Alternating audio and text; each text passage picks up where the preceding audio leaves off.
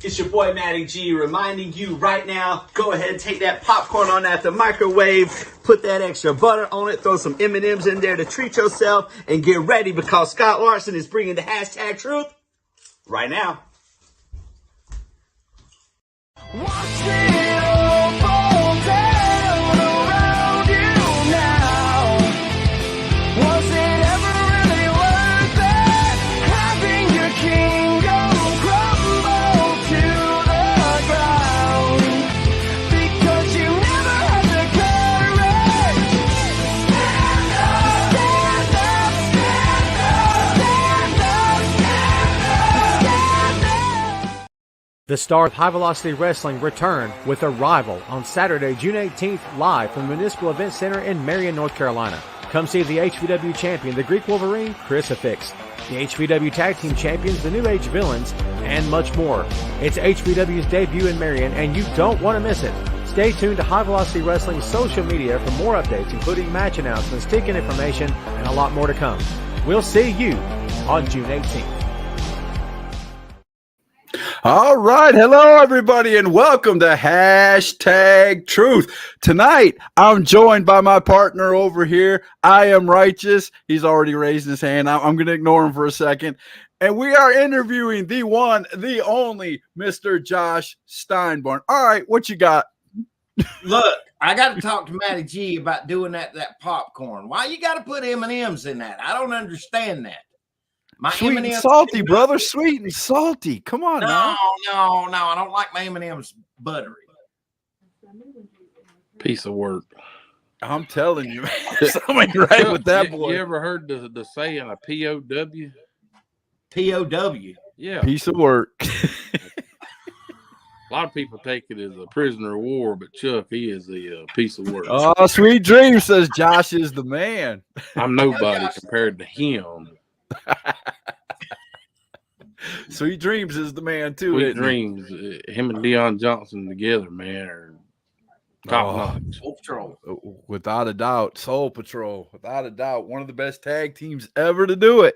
I agree. Well, one of you said that. I said one. There's a lot of good tag teams out there. There's a lot of good wrestlers out there. So let's start off. Me and my brother were pretty good in the day. Right. Hey, so let's start off. Pretty good help on the outside of the ring too. Hey, we had a pretty good manager. Just saying. He ran his mouth a lot, but He was all right. He was okay. He was okay. Like I said, a POW. He was a POW. So let's start this off the way we start off every wrestler, anybody who's ever been on Hashtag Truth. Mr. Josh Steinborn, how long have you been a part of the business? Too long. I started in 97. I was training in 97. I started training. And just recently, I mean, I really haven't had a lot to do with the business in the last couple of years. Right. But that was more of a personal decision of mine because I have a very strong in faith in God. Okay. And so I decided just to kind of step away from I pop in and support Joey Godfrey when I can at HWA. Right. I love Joey, so I've seen you pop into a few shows. Yeah, so. I tell you, I'm very fond of the PAFO and Kings Mountain. Those guys. There you go. And you'll see me pop in here and there because once it's in your blood, it's in your blood. You can't completely stay away from it, but a man who walks with God never walks alone, and I ain't walking alone no more, my man. So I hear you. You can't argue that point at all, can you? No, it wouldn't do you no good with me. I tell people this is crazy. I anywhere if you come in my house. Now this is just a study Bible, but anyhow, I keep them here in my man cave. I keep one in. I drive a tractor trailer for a living. I keep one in my tractor trailer. I keep one in every room. It allows me to. So whenever my mind's wandering off of worldly things and stupid stuff, I see that. Oh, somebody called him or texted him or something. Now your sound went out. My boy is blowing there my you phone go. up. Daddy, I'm seeing you on But the anyhow. hashtag truth. I am watching my dad's on the hashtag truth. He might be, knowing him. He's shady. That's what we call him. Wanda said, "Hey, Josh, glad to see you finally." Hey, Miss Wanda, how are you? And I haven't seen Sweet her in a Dream long said, time. "Walking with God is the best thing ever." Absolutely. Without go a wrong. doubt. Now you were talking a few minutes ago about you being in a tag team, and this gentleman over here to my right here, being your manager. How long ago was that? Was that your first? Is that what you started off in wrestling as? Was a tag No. team, or did you start in singles? Well, I'll give you. So I started singles wrestling, and how can I say? So in '97. I just so happened to be like everybody else. I wanted to be a pro wrestler since I was a little kid. My dad always told me, if that's what you want to do when you get old enough, I'll let you do it. And I was always very I think back to '97, there weren't no. It's not like the business is now where there's a lot of smaller guys. I would say I was probably 5'8", probably 160, 70 pounds. I'm a lot bigger than that now, but Right. anyhow, well, I seen a commercial and I'd run into some guys and stuff. And man, it was just like at the time I was 15, and it just worked out to. I don't know if I know Chuck knows Doc Feelgood. I don't know if you've ever heard that name, Scott. I don't think I have, but So Doc Chris Andrew. Feelgood and his brother Josh, Dr. Love or what.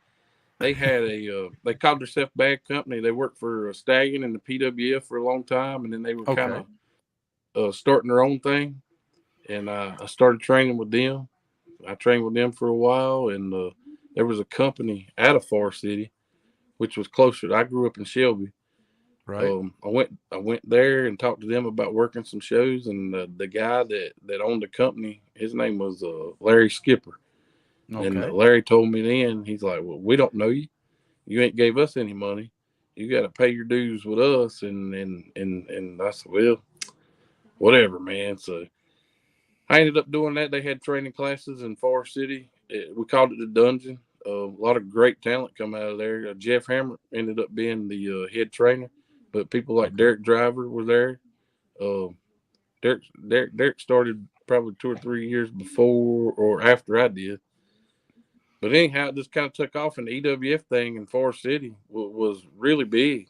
Right. Man, it was for show. I mean, at the time, we'd have 6, 7 matches, and everybody local talent. Well, I can honestly say EWF is what brought me into this big game. I wouldn't be here without EWF. Well, now so. I call this the older version of EWF. Right. I know what you're saying. But hey, I always can tell you the banner this, is the banner. You know what I'm saying? Yeah, hey, never less than 300 people in the crowd. Right. I mean, we sold the Armory out every show, and this went on for a couple years. I mean, it was good stuff. But I started out singles, and I worked singles all the way up to, again, I started when I was 15, so I was probably 27, 28-year-old, and it started taking a little wear and tear on my body, and that's kind of when I started going to the tag team wrestling. Right. Oh.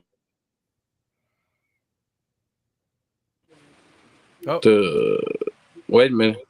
Got a You lot there? of people hitting There them you up on go. that phone.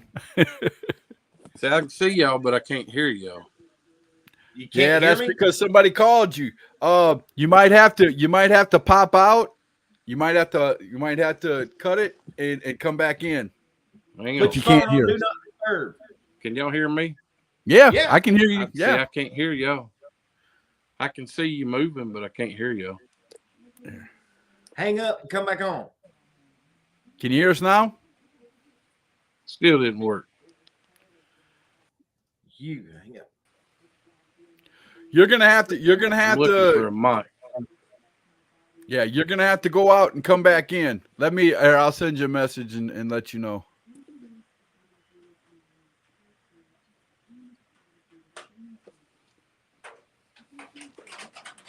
I can see you, Chucky. I can see your mouth moving. Oh yeah, you can see my mouth Hang on a moving, and minute. I'm talking trash about you. I Josh just Steinborn. sent him a mess. There he goes. He just went out on his own. I'm gonna switch back over to our. He's gonna go and watch this. He's gonna go back and watch this playback, and he's gonna be like, "Sorry, Rascal." Well, while we're doing that, Dad said IMR. Is that a bandage or a head wrap? I'm wearing the IMR head wrap. And you will know that it is the IMR because when you are IMR, things are always heated. So you need that little sweatband right there to soak up your sweat because it's always hot, being the hottest commodity in pro wrestling. Right. We're waiting on Josh Steinborn to come back. We're having a little technical difficulties. It looks There like he comes. just There he is. Just as I hit it, he comes back. Okay, let's see if we can do this. All right, you back, sir? Can you hear us? Yes, I can now. All right, good deal. But- Did you put your phone on Do Not Disturb? Hey, that's a good idea. How about It that? is. Wow. That way, every time somebody texts you or calls you, it doesn't hurt it. We're gonna have that sweet conversation going on up here. Well, So you you can what, put y'all do bet not you disturb can't sign out. Do not disturb because I don't yeah. know how to do it. Swipe down. Yeah. Down. Swipe And- down from the top of your phone. Yeah. Uh-oh. Yeah, he's still there. He can still hear us. Now you should be able to flip. Is it an Android or an iPhone? It's an iPhone. Oh, well, never mind then. Throw it in the trash and get you a dang Android. Well, listen, it's just my son. I've hit ignore on him, so he'll know. He'll be all Okay, right. good deal. We've got a lot of people that are chiming in, so let me get caught up a little bit, or I'm Go going to ahead. fall so far behind. I'm not even going to be able to hit this. Sheila said, "Hey" to my brother Josh. Hey, Miss Sheila. Ron Emerson of the Wrestling Wire said, "What's up, fellas?" What's up, buddy? Art Long said, "Miss you, Josh. One of the best minds in the business. I'm a big Steinborn fan." I love Art Long. Missy Childers said, "Hey, Josh, how you doing? Hey, Miss Missy. You were telling the stories, and Mark Sweet Dreams said, good times." Absolutely. Ron said, "How you feeling today, sir? You had a hell of a match Saturday." Not me. He must be talking to Sweet Dreams. Yes. There we go.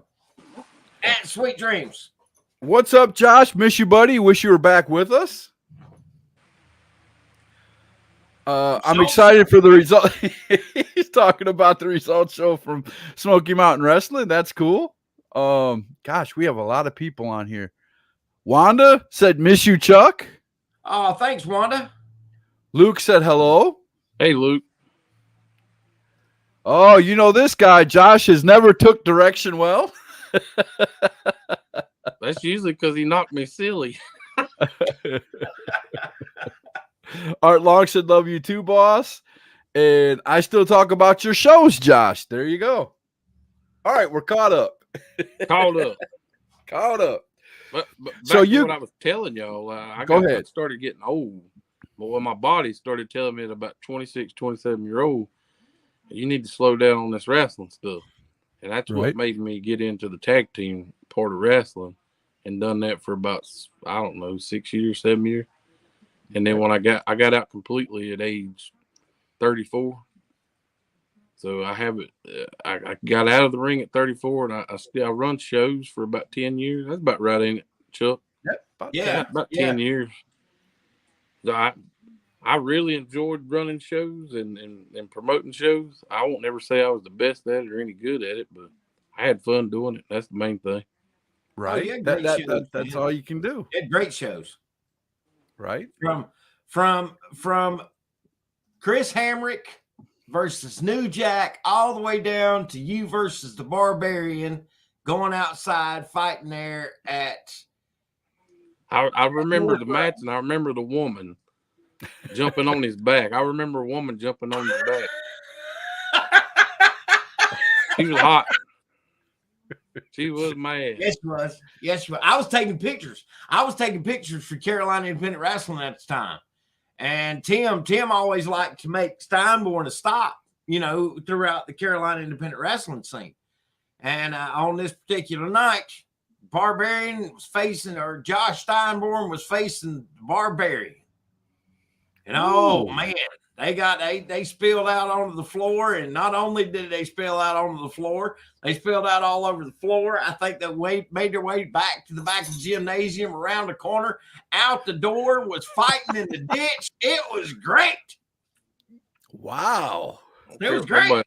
I'm pretty tough for a little fat boy. Right. Now, I've got a question for Missy, but I'm going to hold off for just a second since we're telling stories. Art Long said, Josh was the one who gave me my first start managing a big name, and he called me the night before the show.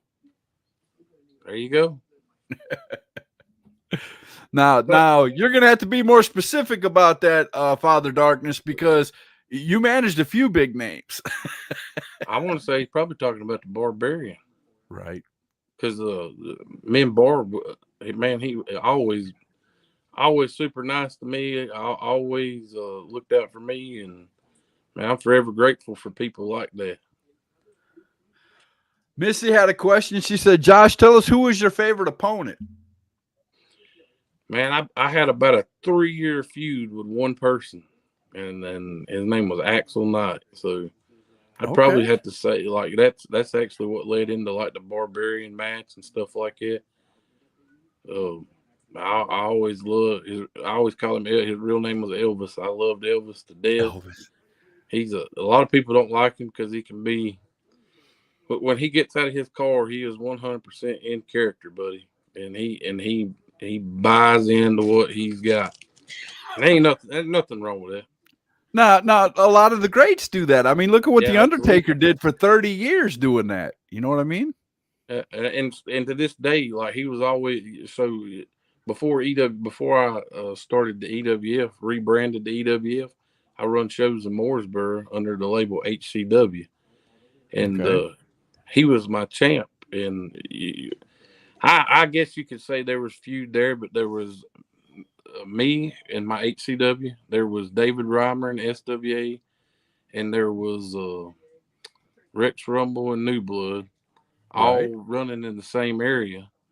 And Axel Knight, it's kind of cutthroat on independence, in all honesty. But out of everybody, the dude had so much respect for me. He called me and he said, man, I think I've reached my maximum potential with anything I could do at HCW. He said, I appreciate you taking care of me. He said, I'm going to go work for David Reimer. He said, and I'm your champ. He said, I want to meet up with you and I want to give you your belt. And because I let the guys take the belts on. He could have very easily showed up at that SWA show and just thrown it in the trash can and been a jerk about things, but he had too much respect for me. So I'm forever grateful for that. I mean, I know his SWA tenure didn't last long because of some politics stuff. How he seen the business versus how they seen things, and it didn't work out for him. But I again, nothing but respect for somebody that would do that, because at that time, it could have very easily took my belt, went up there, and just threw it to the side and made us look bad. But he didn't. Right. Harry said, humbleness is a great trait. It's refreshing hearing you speak. Harry and Chris of the Straight Up Wrestling Show. You guys want to check them out. It's a great show over there also. But yeah, you're humble as all get out. And it is refreshing, because a lot of guys come on here and, they want to be in character. They want to, name drop, but you're humbly doing it, and it's awesome. I love to hear stories, and that's one of the big reasons why I was excited when I heard you wanted to be on. Yeah, so and I tell Chuck, man, like, today's wrestling to me is like really there's so many, and I mean this in a nice way, because I don't like to criticize anybody, just a handful, but it's oversaturated with talent right now. Like, I think there's just too much talent, and there's too many people running shows, and nobody wants to work together. And how do you fix that? When you got two companies that run 20 minutes from each other, and they're trying to get, it's very cutthroat. Yep. I wish there was a better way of doing it. And then here's another thing. So like, I always considered myself undersized, the 5'8", 200-pound guy. I knew my role at a show. When I walked into a show, when I started working shows, I didn't have to go up and ask a promoter, hey, man, who's going over tonight? I got 20 people out in the crowd. I would have got my tail kicked, buddy. Different environment. And Right. and I started seeing more and more and more and more of that the last couple of years that I was in the business. I would lose sleep over it. It burnt me up, man. Like it just tore my nerves up. But what do you do? I see it. Okay. Father Darkness says, I'm still trying to figure out why Josh liked me. He's country and I was like the devil. Gotta love everybody, man. There you go. No way. I don't listen. Art Long, to me, you know what I tell? So this is what attracted me to Art Long. Art Long was a family man first and foremost. That's what I am. First and foremost is going to be my family. And everything else in this wrestling business would have come second or third or fourth because I'd have took care of my family before I ever done that. Right. So when it comes to Art, I always appreciated that. You could see the love he had for him and his family and some of the stuff he would post on Facebook and how tight-knit they were. Right. I appreciate that. That's a big, huge thing. Well, we're going to take a quick commercial break. I'm going to run another spot for another show. And when we get it back out of that spot, give all the questions you want to Josh Steinborn. Look, I'm going to get Josh Steinborn to tell you about the great lengths that he went through to get to wrestling shows when he was a young man. I'm talking about a young man. Yeah. Okay, we'll definitely have to hear that. Right after this break, I want to hear those stories. We'll be right back. Ladies and gentlemen, professional wrestling returns to Union, South Carolina on Saturday, March the 26th at the Union County Recreation Department as Pro Wrestling Union presents the Wrestling Classic.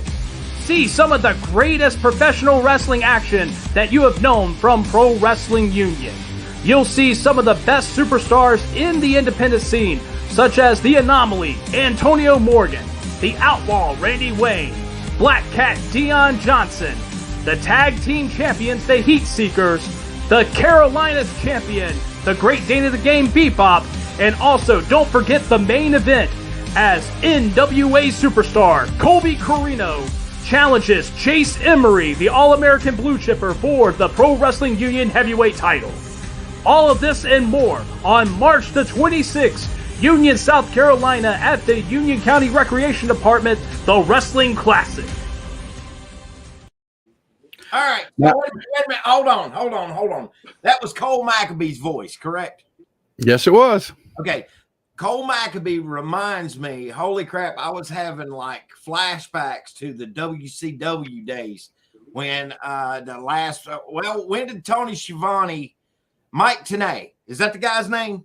He's wearing a tuxedo, had hair, sounds just like him. Cole Maccabee sounds just like that dude in that spot. So, He does have that voice. Now, let me make a couple of announcements before I go back to the questions. First announcement is I made a mistake earlier when I was doing my commercial for the shows. I do have somebody coming on Thursday night. Chief J Eagle will be on Thursday night. So hashtag will be on all week. I forgot about Chief J Eagle, and I was reminded right after I did the spot. I got a phone call, and I was told, hey, you got J Eagle Thursday. And I was like, oh, I forgot. Let me make that announcement. So Chief J Eagle. So all week, Monday through Friday, hashtag truth at 7 o'clock. Will be on. Yes. And the second announcement is APW is, speaking of Chief J Eagle, APW is doing a reunion show. So anybody who wrestled for Chief J Eagle, I will be putting out a video pretty soon about Chief J Eagle and that show and everything else. I'm working on that video right now. So sometime this week, that video will start airing just like all the other promos we've got here. So just putting that out there. But now back to Josh. So I'm going to make a prediction. I'm going to make a prediction that your J Eagle show will be a bigger show for you. It will be, your numbers will be absolutely outstanding because everybody wants to hear what Chief's got to say. Okay. I love the guy myself. So. I have not had the pleasure of meeting him in person. This will be the first time I've ever gotten to really speak to him. So I'm excited too. And his show is right in my backyard. His show is literally 10 minutes from my house. And I've never been to an APW show. But before the break, we were talking about you and being a youngster and getting to wrestling shows. And you got my man over here laughing. Tell me, what were some of the things you had to do to get to them wrestling shows? Huh. What are you talking? You talking about the one where I sit on the back of the truck? You tell me. You were there. I'm asking Okay, Chuck. look. When you did the CIW report, Yeah. you said that you'd slip away from your mama and you'd go to where the wrestling shows were at. Oh, so what? Yeah, no, I was a man. I couldn't have been 4 or 5 year old, and it was a Saturday morning, and I was watching NWA wrestling.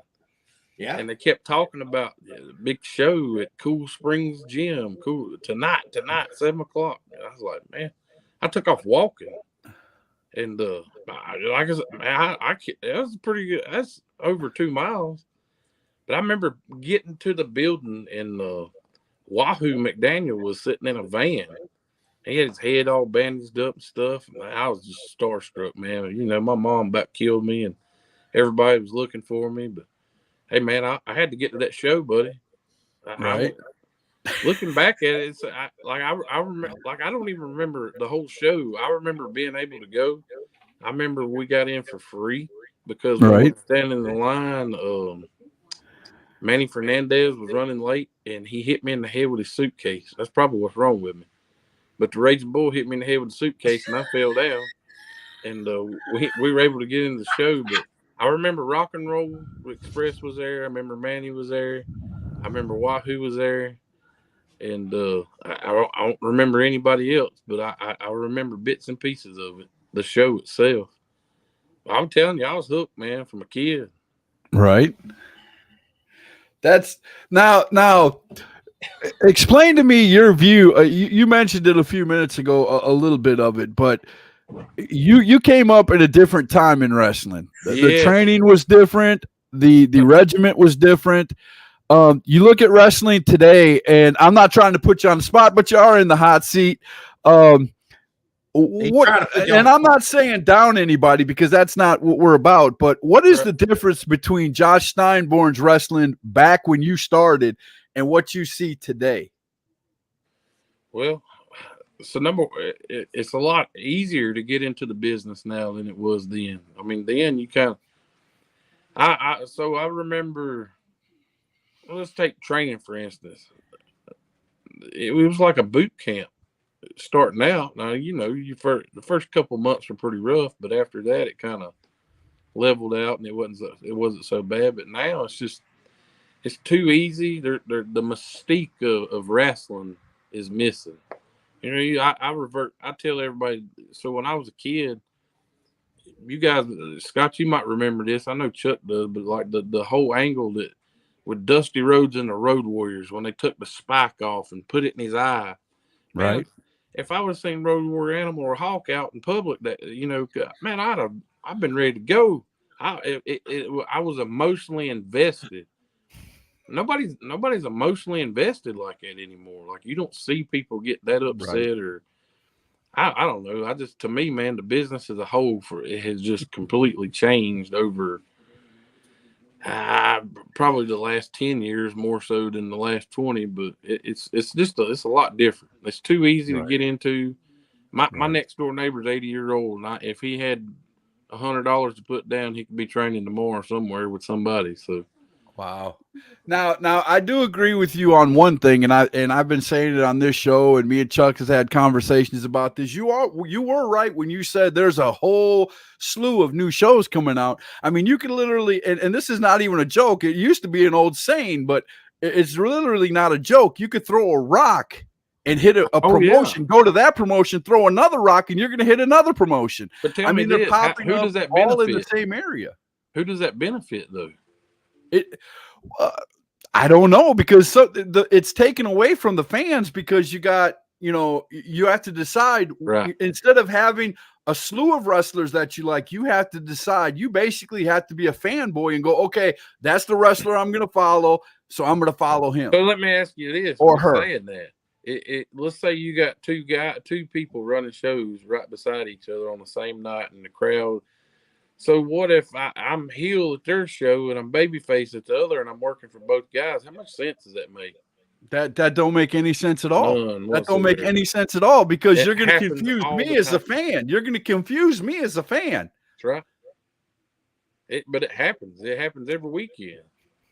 And That's then like stuff like that's what kind of it just kind of detoured me from wrestling. Over, I mean, I don't know, man. It's just it's different. But here's the thing. So like I use Joy's wrestling company in the HWA. So Right. they have guys that work for them that are babyface where I was at their show. But then you see them on Facebook and they're cutting promo for another show and they're heel. So if I'm a fan, let's just say Boomer Payne because I'm friends with Boomer. I love Boomer. Okay. Or Okay. Chris Anderson. If I'm fans of theirs and they're big time babyface at this show I go to, but then Right. I see them cutting promos on Facebook and cussing and putting people down. You confuse me. What are you doing? Yeah. I just It's think like the last kayfabe is time- gone. It's like kayfabe is gone. You can't, nobody wants to stick to a certain. I think the mentality nowadays is the more eyes you get on you, the better you are, no matter what you do. Whether you're baby or heel, you got to get a million eyes on you. So Instead of being true to yourself, you have to get those eyes on you. I don't know, man. Like it's a different culture. It's a different scene. It's I wouldn't fit in nowadays. There's I was taught. So when I was taught, I took great pride in respect in what the elders done before I got there, and how they protected the business. So you don't that don't happen very often. Like you still got people like Thunder. I know he's on here. I'll use him. Right. So you take somebody like Thunder. Thunder respects, just totally respects this business. He's not going to do anything to put it in jeopardy. He's not going to do anything to put himself in jeopardy. Right. And if worst case scenario, you got to have it right here in your heart, Right. to be able to go out there and stand up for what you believe in, or in our business, we some people get what they call shot on. They get tatered upside the head.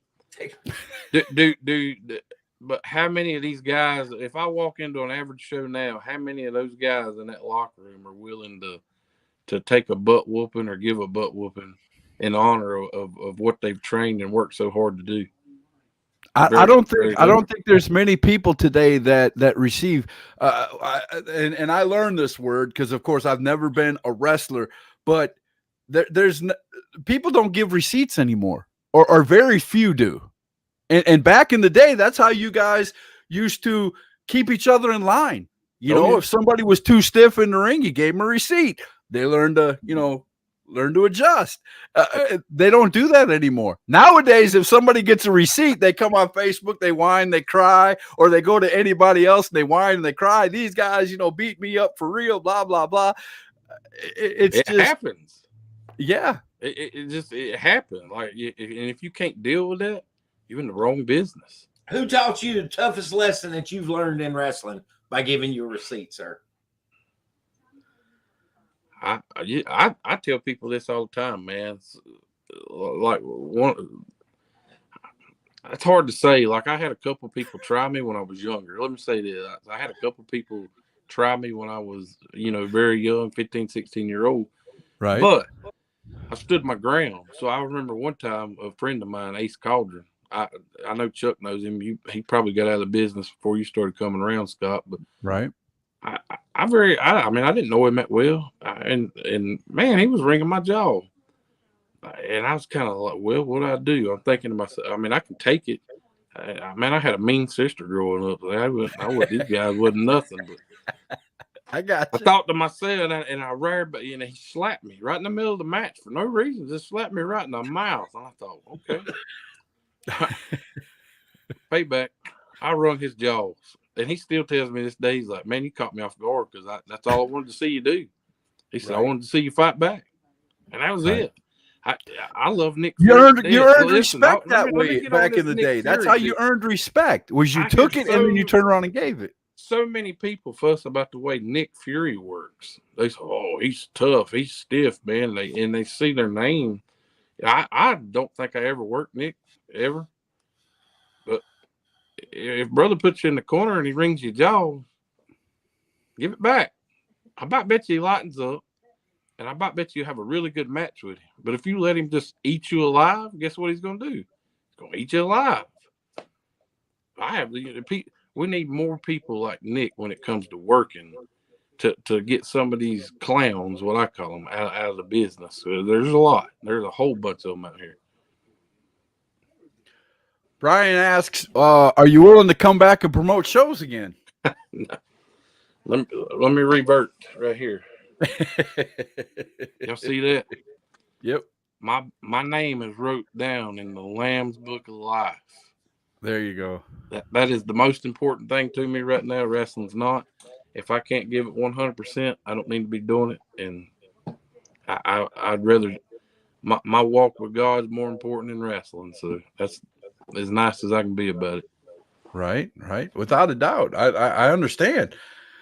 Ron says, I have seen that transition in a match from the audience as a fan and couldn't tell what was real and what wasn't. But I asked questions and learned what happened. But it was the difference in seeing it from the crowd and noticing how the pace and all that changed. I mean, I'm just gonna be honest. As I'm an old school fan. I like more of the grounded pound, the Memphis style wrestling. Where wrestling holds and wrestling moves. If you came off the top rope, it would be huge. So you know let what me I'm ask saying? you. So if you walk now, I'm gonna speak for all of us because I say we're old. I'll be 40 in a couple months. Chuck's old. I don't know how old you are, Scott. I'll be 51 in April. So the name of the game to me when I was training to wrestle, you didn't want to take a bump. The bumps hurt. How many people take a bump down and sell their back when they're getting up? It's like just they fall and they hop right back up, feeding into something else. Hop. Nobody sells their back. If me or you or Chuck walked outside our yard and we fell down in the yard, would it not hurt? It's over. Okay. It's over. Here's another thing. Now, I talked to me and Chris Hamrick are really good friends, and I talked to Chris the other day, and he made mention he was listening to somebody's podcast, and he said, "Man, I never thought of it until he said it." But in wrestling, the name of the game is to hurt your opponent, right? Right. So if you come to the ring with kick pads on your feet, are you really trying to hurt your opponent, or are you just pretty much saying, "Hey, this is a work. I got kick pads so I don't hurt him"? Think about it. Makes sense to me. It does. It makes a lot of sense. It makes a lot of sense. Missy said, "Much respect." Kick plates make the slap on the leg sound good. Shut up. That's stupid. She said, "Ron." She's talking about what Ron said a while ago. She goes, "I didn't understand that." Now, I'll tell you, now I'm gonna tell you this story because Chuck loves it. How much time we got on this? You got plenty of time. You got as much time as you want. I can talk for 2 hours. Well, I hey, tell this let's do story it. a lot because there's one. So in all my years of wrestling, there's only one person I know that absolutely hates me, and his name's Rocky Siaki. Okay. If he happens to watch this, I love you, dude. I really do. Well, let me tell you something, Josh. Huh? Let me tell you something, Josh. There was a few people that I was warned about, and I blocked them before you came on. So you didn't have to do that for me. I don't mind talking to anybody. hey, I know, but I don't like conflict on my show, and I'm just not going to have that kind of thing. I am the one thing about my show, and it always has been, is I lift everybody up, no matter who they are. Okay, I agree. I don't want that kind of stuff on my show at all. Well, here's the deal. I woke up today. It was a new day. I've been saved by a great Savior. So if they want to judge me for the past, that's fine. They have to live with that, not me. So I've been redeemed. Missy said, "Who likes Rocky anyway?" My Rocky Siaki story. Missy will like this because it involves her husband. So there used to be a guy that runs shows in Gaffney, South Carolina. And his name was Randy Ferguson. Great guy. I love Randy. Okay. And he had, at the time, his champ was a guy that, not the $5 freight train, but a guy named Freight Train. His real name Thomas Smith. Okay. Thomas helped build this company up from the ground, man. Like he was sold out for this guy. he was local to the guy there in Gaffney and done a really good job. So Rocky Siaki comes in the show one night and he pulled the old, I got people out in the crowd and I'm working the champ. He shouldn't be going over. I need to be going over. I put people in the seats and brought his family with him. That's all he done.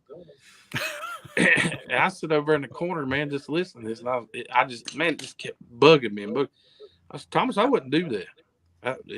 Freight train. I wouldn't do that. And then Thunder, he chimed in, he'd ag it on to it. I wouldn't do it either.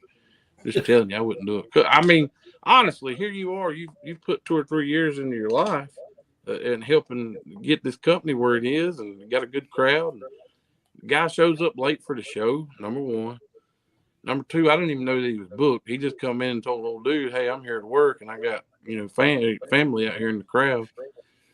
He's putting Thomas over, and I can't do that because I got people out here watching. They were out in the ring maybe 5, 6, 7 minutes. It wasn't long. I heard the bell ring, but I didn't hear Rocky Siaki's music play, and my eyes just lit up. So Thomas ended up going into business for himself. And it's all Thunder's fault because Thunder's the one that encouraged him to do it.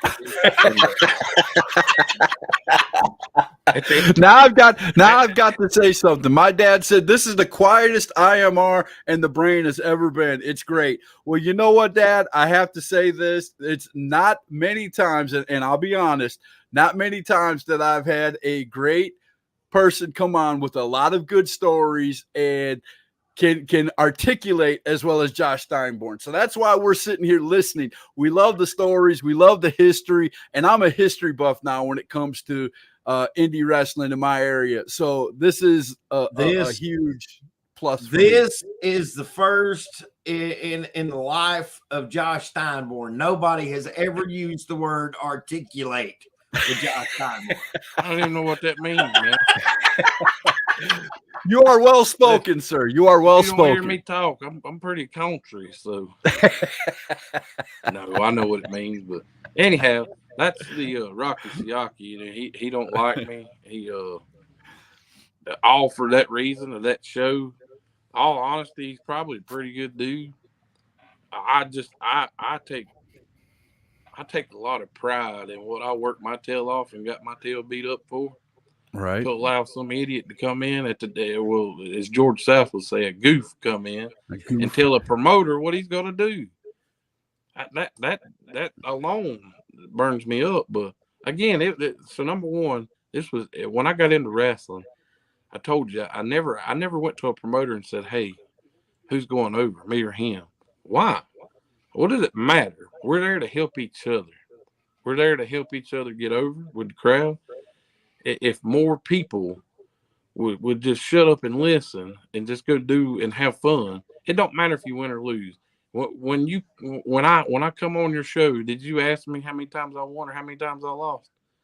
You have, and I never will. No, and I still this day I can go out to places and people my real name is Josh Holland. It's not Steinborn. And right. People will say, "Man, you're that Steinborn guy that used to wrestle." I take pride in that. I take a lot of pride in that because these people paid their hard-earned money to come watch me. Never once did they say, "Hey, Josh, how many matches did you win or lose?" Never happened. What's it matter? Just show up and have fun. Right. And that's another thing about today's wrestling. Again, not knocking anybody, but it's the truth. There is a lot of kids out there who do not want to put somebody else over. Yeah. Because a loss is just, oh my gosh, I can't lose. That people will hate me forever if I lose. You can still get over by losing. And old school people realize that. But the younger generation, this generation coming up, they don't understand that. And I've been in plenty of locker rooms and I've heard just like you said, the promoter will come up and go, well, I want this person going over this person. Oh, no. We got to change that. What do you mean we got to change that? I'm not changing anything. It's a good thing it ain't work for me. I don't believe. Right. It's my show. I'm paying for it. Don't tell me what to do. You working for me. Oh, you'd be surprised, Josh, what you hear in the locker room nowadays, bro. Sure. It wouldn't shock me at all.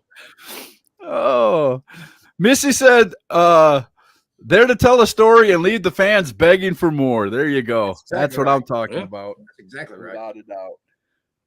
So I want to ask you, I mean, we've heard some stuff like you riding on the back of a truck to get to a show. I mean, doing everything. What is the craziest thing that you remember about your wrestling career? What was the craziest night or craziest thing you ever saw? Oh boy, I don't. Well, as a promoter or as a wrestler? Yes. Which one? Both. Yes. Yes. I'm gonna say as a promoter, it's gonna be. I'll have to revert to Chris Hammer because that's my buddy and I love him. Okay. Chris double booked himself one night. We had a show at Mooresboro, but he also had a show for Ricky Nelson. Ricky Nelson. Yes. I was riding with him and Stifler that night. I was riding. Yes. Was he really? I'd hate to know Yes. what he said about me then. See, he double books himself, and this show's like probably 2 hours away from where I'm running. And he said, I'm doing first match there. I'll get to you. And I said, well, that's fine. I said, but just know, I'm not waiting on you to get here. Like, I'm not going to prolong my show out 45 minutes to an hour just to accommodate you. Go there, make your money. If you get here in time, great. If not, sorry. He showed up. We was tearing the ring down. And Hey, the show must go on, right? he wasn't too happy. I'll tell you that. Do you remember that, Chuck? Oh yes, I do. I remember him hanging up on you very angrily, sir, very angrily, and the the F bomb was dropped. But at now, the end of the but day, now look it was- here. At the end of the day, I was the promoter. It's Yes. not my job to prolong that show for anybody. I love Right. I would have loved to have Chris on that show that night. Right. But I'm not going to prolong my show 45 minutes to an hour for you to get there. Not happening. Right. Right. Now, I don't think nobody- there's a nobody's- promoter in the so world that there would do that. That should. So if Uh-oh. There it goes. He calling So- again. you there, guys, that was my Yeah, boy we're calling here. again. Can I'm you not hear going us? to take orders from even ECW legend Chris Hammer. I Right. definitely wasn't going to take it from Chuck Winchester. You know, I wasn't going to take it from somebody. You know, I just and I done it politely. I didn't Right. have to be rude about it. I was honest and I was upfront, and that's Right. all. That's all you can ask for. You don't get Right. that in this business anymore. Right. Well, I spoke to Hold on, I Mr. lost your sound again. Did you? You're gonna have to Well, go back out and come back in. Hang on. Go to commercial. Go to commercial. All right, we'll go to commercial, then we'll be back right back with Mr. Tell me Josh what you did Steinborn. to hashtag true Josh Steinborn, not you, not Chris Hammer. That's what you get for knocking somebody right now. I'm just kidding. All right, we'll be back right after this quick word. This is 4 Foot Batman. And 4 Foot Batman knows the home of great collectibles at awesome prices. Retro toys and collectibles, movie memorabilia, Magic the Gathering cards, wrestling figures, Hot Wheels, the always popular Funko Pops, and much, much more. He knows the Hall of Collectibles is located in downtown Cherryville, North Carolina, at 400 East Main Street. Give them a call today, 980-989-5181. Retro Toys and Collectibles, the heavyweight champion in collecting. There we go. We are back, and My You are son back. keeps calling me about something. He plays he lives in McDowell County and he plays baseball for the high school. okay, So I got you. I sent him a Always message. talking baseball. So, Always so we see in your background the basketball and all that. You are a huge sports fan. Tell us about that. So man, I got that from my pops. I grew up I'm branded, if you can see it. I'm a Tar Heel for life, man. Oh, my Okay. Lord. Hey, Saturday was a big day for us. Very big day. So if I was to say go Blue Devils, you'd probably hate me, right? Yeah. I ain't gonna hate you, but I'm gonna think a little bit less of you. Hey, it done me good Saturday to watch the '93 returning the guys that play basketball for Duke show up in Chapel Hill to pay their respect to Coach K, just to watch him get thumped That's by them cool. Tar Heels, buddy. That's all cool. right. That's cool. Yeah, Now, Panther I fan. have to admit, I'm a Wisconsin fan when it comes to college basketball. Always have been. But stop right away. It's Wisconsin. Don't say you never heard of her, because yes, you have. They had Frank Kaminsky one time. He was pretty good. Well, Wisconsin's been to the Final Four a couple times in the last 10 Then they years. woke up. I mean, They woke up. they've had some pretty good teams, but but I have to say one thing. One of the biggest rivalries for Wisconsin is always Wisconsin versus Michigan. That's sort of like the Blue Devils versus Carolina. Those two are major rivalries. If you believe that, you're lying to yourself. There's no There rivalry ain't but bigger, one. bigger Oh, than shut Carolina your and mouth. Duke. Shut your mouth, sir. What's bigger than Carolina and Duke? Oh, I don't know. Listen, Nothing. Alabama fans are freaking out and they're poisoning trees and having to go to prison because Alabama cheats to win every year. So shut up. No, we don't. No, we don't. No, we don't. Roll Tide. That's right. Roll Tide. Thank you for saying that. You made me feel good. Got a warm fuzzy. Davey said Big Ten. There you go. Big Ten. Yeah. He's All a right. Detroit Lions fan too, so forgive him. That has to hurt. That has to hurt, especially seeing who won the Super Bowl. That has to hurt. Can't say nothing. We're the Right. laughing stock of the NFL right now, so it's all right. Oh, Hey, come on. we're right down there with you because my team went from this great name to the Commanders. We live in a world that is very easily offended. Yeah. Oh gosh, don't even get me started, bro. Don't even get me I feel the started. same way. Don't even get me started about this woke crap that's going on in this world. I'm identifying. I'm right here publicly announcing I'm identifying as I don't want none. There you go. Without a go. doubt. Piecework.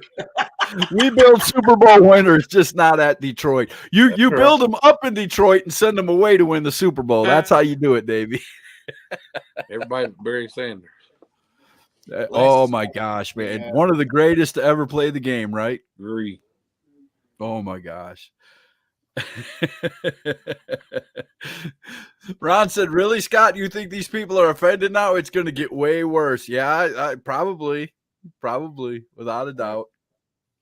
Missy said, "Josh, tell the story about the tag team match with Chris Thunder Anderson, you and Chris Hamrick and Tim Bostic." Tim Boston. Bless his heart, Tim.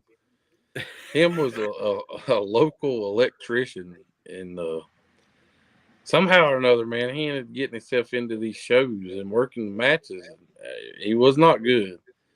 Right. But the promoter ended up putting Tim and Chris Hamrick together against me and Thunder. Okay. Dude just didn't have a clue. Thunder was getting pretty aggravated with him, and he ended up shooting him off the ropes and hitting him in the head and knocking him out. And violently tagged me in and said, "You do something with this idiot." I was like, "Well, boy, he's a wet noodle. What do you want me to do with him?" Nothing I could do with that poor. Bless his heart. So did you just pretty much went in there and rolled him up, right? I kind of drug him over to Hamrick and let Hamrick tag in. The lights were on, but they wasn't nobody at the house. There's nobody He home. was out of it. I was like, "Holy moly!" That's happened a few times in matches that I've been a part of, but Chuck was a part of one of them. But I don't. yes. So, I remember Crazy J, and I'll let Chuck tell this story because I got so mad. I was steaming, son, and I kind of I don't remember a lot of it, but I do remember. I remember grabbing their bags and slinging them outside. I remember that, but I don't remember. Oh, no, he didn't sling them outside. Now, listen. We were working for Tanya Vickers.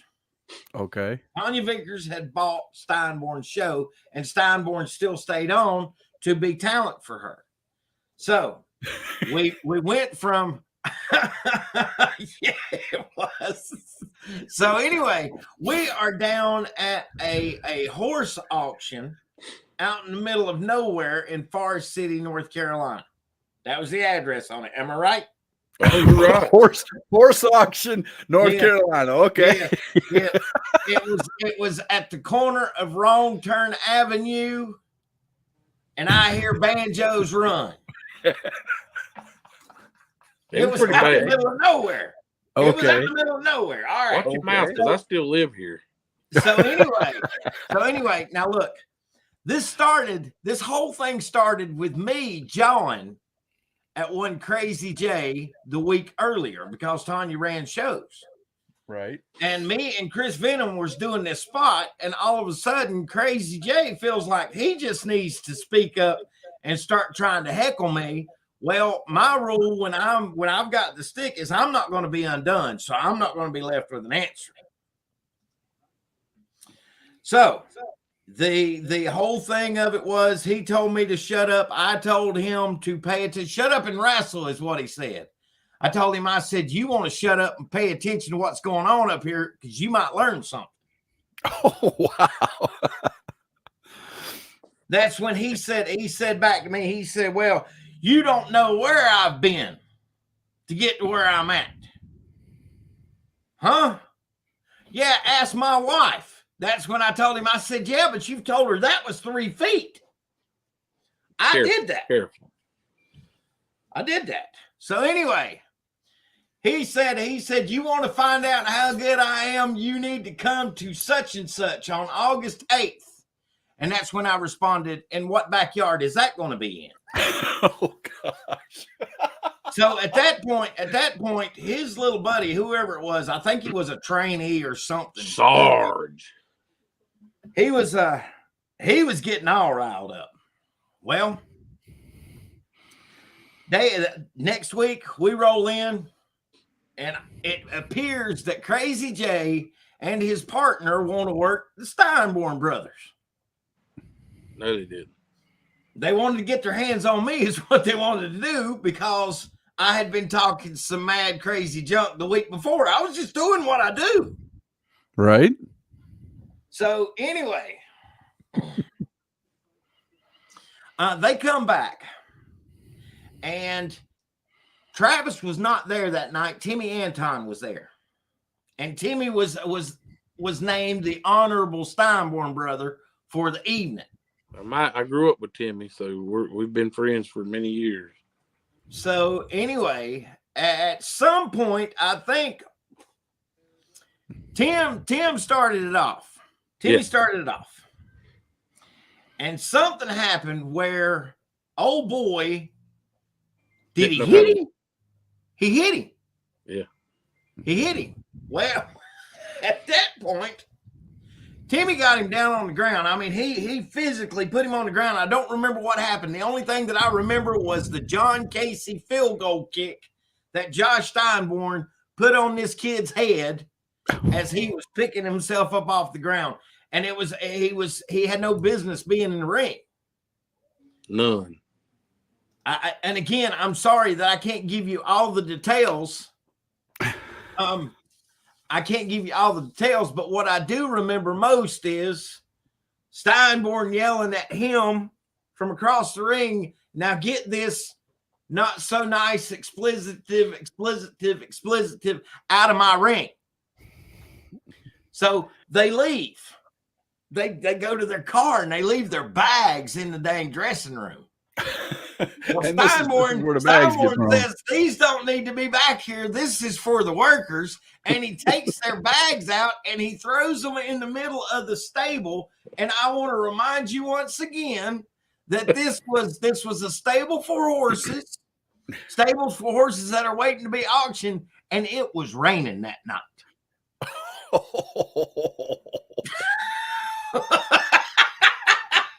I got my point across. Yes, very much so. Yes, he did. No, I get that. That goes back to, listen, when I'm in the ring and you got two people that are trying to my job is to try to help you just as much as it is for you to help me. We got to get over it. But if you get in the ring and you don't have any idea what you're doing, you're at risk to hurt me. You're at risk to hurt anybody that's in that ring because you don't know. And what? And I, and in all honesty, I'd never kicked that guy because I try not to hurt anybody. I might have roughed him up a little bit, but I would have never intentionally hurt him. But what I'd done is I gave him a snap mare, and when I went down, I was going to put him in a chin lock and say, "Brother, calm down," because Timmy had rattled him, and before I could even say that, the guy was biting my hand. And it just made me, so I just let him go. And when he went to come up, he got football kicked right in the face. Oh, God. Sorry, not sorry. Dude, listen now, listen. That was a receipt that he never forgot. I guarantee you that. Steinborn was setting up for it. I mean, he leaned way out with his hands up again, and he pushed off, man. And when he did, he kicked the guy in the head, which pushed the momentum to look at me during the match. And there was the lights were all on, but there was nobody there. Nobody there. He was not getting any reception whatsoever, except for the big wall in his head. Thus, this should happen more often in our business, and it would eliminate the idiots that don't need to be in it. I didn't kill that guy. I probably knocked him silly. I hurt his feelings more and his pride more than anything, probably. But at the end of the day, if that would happen more often and people had it here, these guys wouldn't be showing up at these shows. Right. I know that's mean to say, but I mean, you got to protect this business. If you don't protect this business, it's just going to keep getting oversaturated with people that don't belong in it. Right. I'm sorry, and I mean this in a nice way, and if this offends anybody, forgive me. But I would not pay $10 to go to a show to watch a guy that weighs 80 pounds and 5'4" and missing all of his teeth because he smoked meth. I'm not paying $10, and I'm not taking my kids to see that mess. When I go to wrestle, I want to see two big bulls locking horns. I don't want to see little. I mean, don't get me wrong. There's a place in the show for smaller guys. I'm not saying that at all, but they need to know what they're doing. They need to look the part. When you don't look the part and you show up and you got tennis shoes, everybody dressed like John Cena, come on, guys.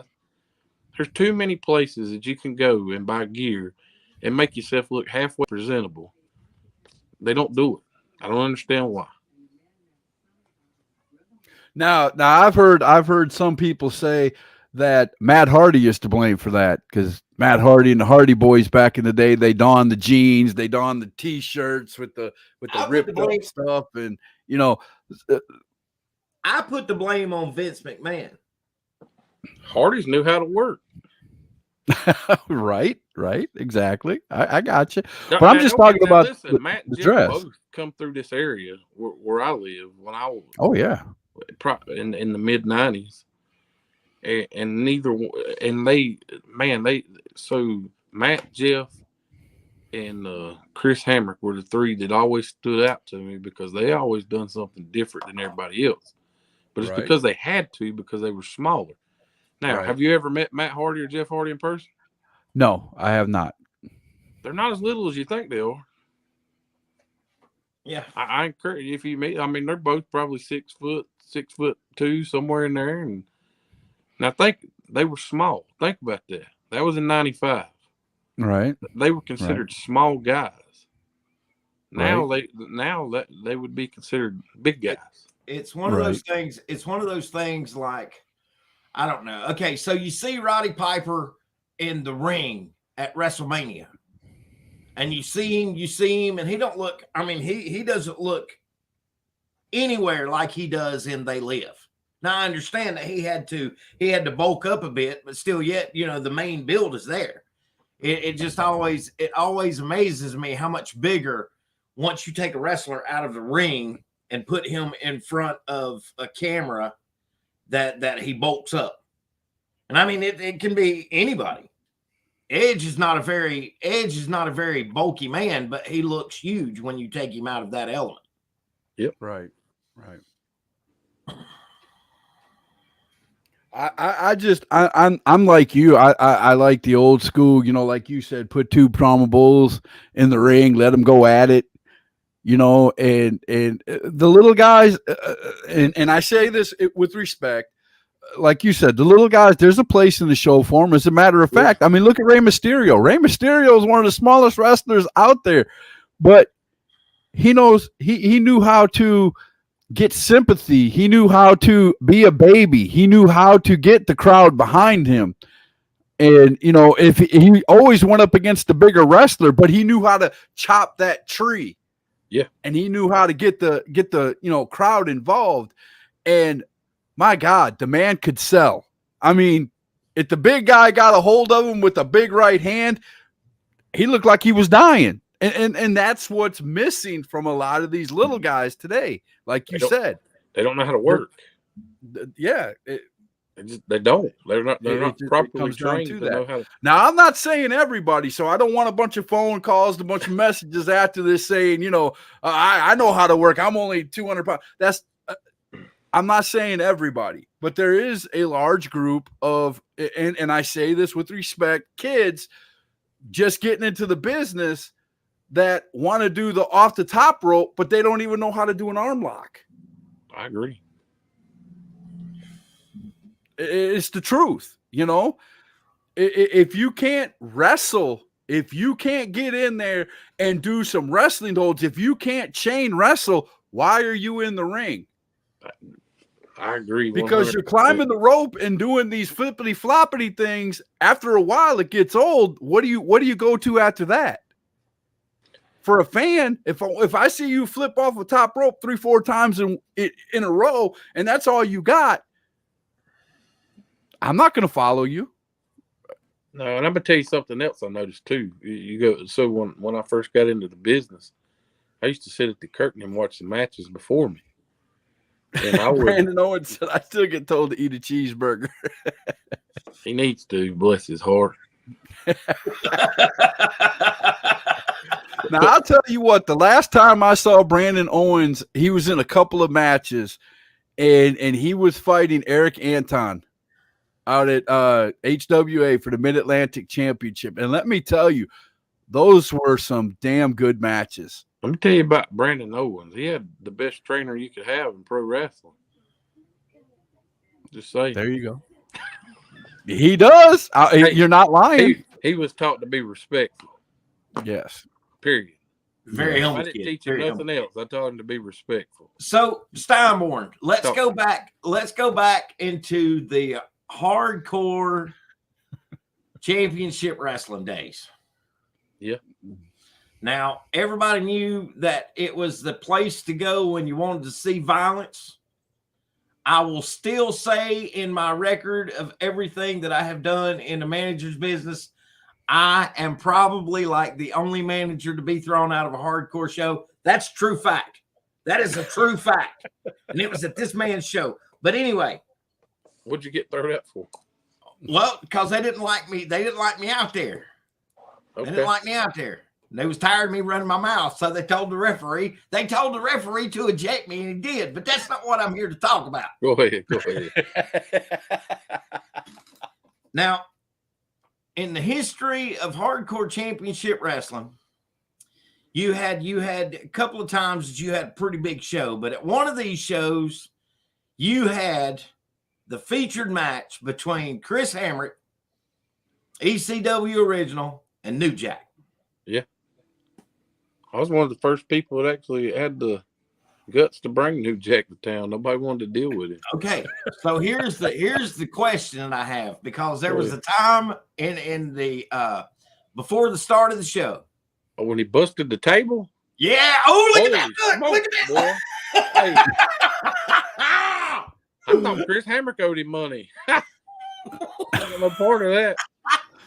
Okay, come on, tell the story, guys. What happened? I was in the locker room, so I was trying to get things ready for the show that night, and Okay. New Jack had a gimmick table set up, and Chris Hamrick had one set up. Right. Of course, Chris Hamrick, he's going to be babyface because he's hometown guy, and New Jack coming in, he wants to be, I won't say babyface, but he's got to sell pictures and make money. Right. I don't know. They worked up something, man.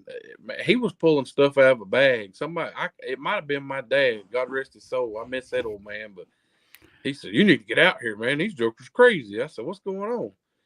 And about that time, it sounded like a cannon went off in the building. And he had took a ball bat with spikes or something. It was a ball bat about that big. But it had spikes on just like a ball bat, but it had spikes on the end of it. Yes. And he hit Hamrick's gimmick table, and man, it just exploded. I was like, holy crap. Chris had to reassure me, we're texting this, brother. We're texting this. You're killing me, man. Now I got to pay for a table. New Jack, though, I'll say this. You know, he passed about 6-7 months ago. Something like that. People can say what they want to, man. He was the easiest person I ever dealt with. I mean, he really was not. He was easy to talk to on the phone. Easy to negotiate with. He come in. My thing was he wanted a room. He's like, you got to get me a hotel room. I said, well, that's fine. I was worried about putting that hotel room in my name because I thought, man, this dude's going to destroy this place. But it was. I mean, he was very professional. So people can say what they want to about him and some of the things that he done. He was nothing but respectful to me and super nice. I can't say enough good about him. Intimidating. A lot of people that did interviews with him, he was totally different when he wasn't in the wrestling ring. Now in the wrestling ring, he during his interviews, he would tell people, I was fine until you actually hit me. If you actually hit me, if you did a receipt, if you did something, then I snapped. He said, then you were mine. He goes, then I wasn't New Jack. My name wasn't going on the marquee beside him, so I didn't care. I wasn't going to be that Josh Steinborn wasn't going to be the one, right? Listen, before he got there, I'd already seen on YouTube where he'd stabbed some guys, so there wasn't no worries of me working him. Wasn't happening. And all, I could just see that now. I could just see some promoter coming up. All right, Josh, you got New Jack tonight. Hey, I'll tell you this: when I first got started in wrestling, the Athletic Commission watch this. I don't know. There used to be a guy that was an Indian that runs shows in South Carolina. There you go. Okay. I was 17 because you got to be 18 to work in South Carolina. I kind of worked out. Danny Paris. I know y'all know Danny. Danny went up to him and told him, hey, dude's green, just started working. Blah blah blah. If you got something for him, great. If not, and he got me on the show. And I remember sitting back there, and I've never really been like, nobody intimidates me. Like, first and foremost, when I wake up in the morning, I'm a man. So if we got to fight, we got to never be scared to get your tail whooped. Right. I ain't never been scared to get my tail whooped. But Eagle, the Indian, he was making out the card. Now, I know he don't remember this because he runs shows every week, but when he wrote the card out, he put Josh Steinborn versus Stone Mountain. And I was like, well, I don't know who that is. And let me tell you, holy smokes. On April the 2nd, they have the APW reunion show. I seen him on the poster. That is the biggest human being I've ever seen in my own two eyes. I've never seen a guy that big ever. He has to be like 6'4", 6'5", and like 400 pounds of solid muscle. Wow. I was like, holy smokes, I'm not working that guy. I was thinking, man, I'm going to get out of my gears. Something's happened. I got to go home. I'm not doing this. And for whatever reason, he changed it. He marked my name out, and he put Rex Rumble's names. Now, Missy brought up Rex Rumble earlier, and I forgot to put it up. That was my fault. I apologize. But she just wanted you to say something about Rex Rumble. She just put Rex Rumble. Let me tell you, all honesty, I get along with him. There's a lot of people that don't. And the reason, listen, he is as advertised. People fuss. They say, oh, we go work for him and he don't pay us. Well, you knew that before you ever went. Any promoter that I ever worked for, I knew before going to a show what I was working with. Word travels. If you're going to go work for somebody that don't pay, you're going to know that before you ever get there. And if I'm depending on money to get me back and forth through the week, well, guess what? I'm not doing my job as an adult. I'm not depending on wrestling money. Now, if a Right. promoter wants to pay me, that's fine. If they had 25 people there and they lost their rear end, pay the guys that traveled far away. Right. Don't take care. Chances are I was close or And you just chalk it up to paying your dues and move yeah. on, right? So me and Chuck talked about this. A lot of people don't like the way Eagle does business, but at the end of the day, guess what? It works for him. It gives people a place that you take somebody like me at that time. I was 17 and greener than grass. I had no idea. I was learning. I needed to get my feet wet. I wanted to venture out from where I'd been to work with different people and it was different. And you have to do that stuff to get accommodated with some stuff. I don't know, man. Like it's just had I not ever left the old EWF and started venturing out and stuff like that, I'd have never met people like Thunder and Blade. Like I remember Thunder and Blade, man. Like when you seen those two guys, you were scared to death. Like you were like, holy smokes, them some big dudes, man. It's just I don't know. I don't know how to explain it to anybody. It's just different. It's just different. I don't know, but anyhow. Right.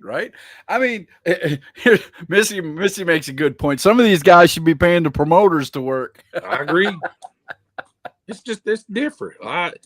Here's and this reverts back. I tell everybody, I'm a man of God now, and I've been to the altar and all.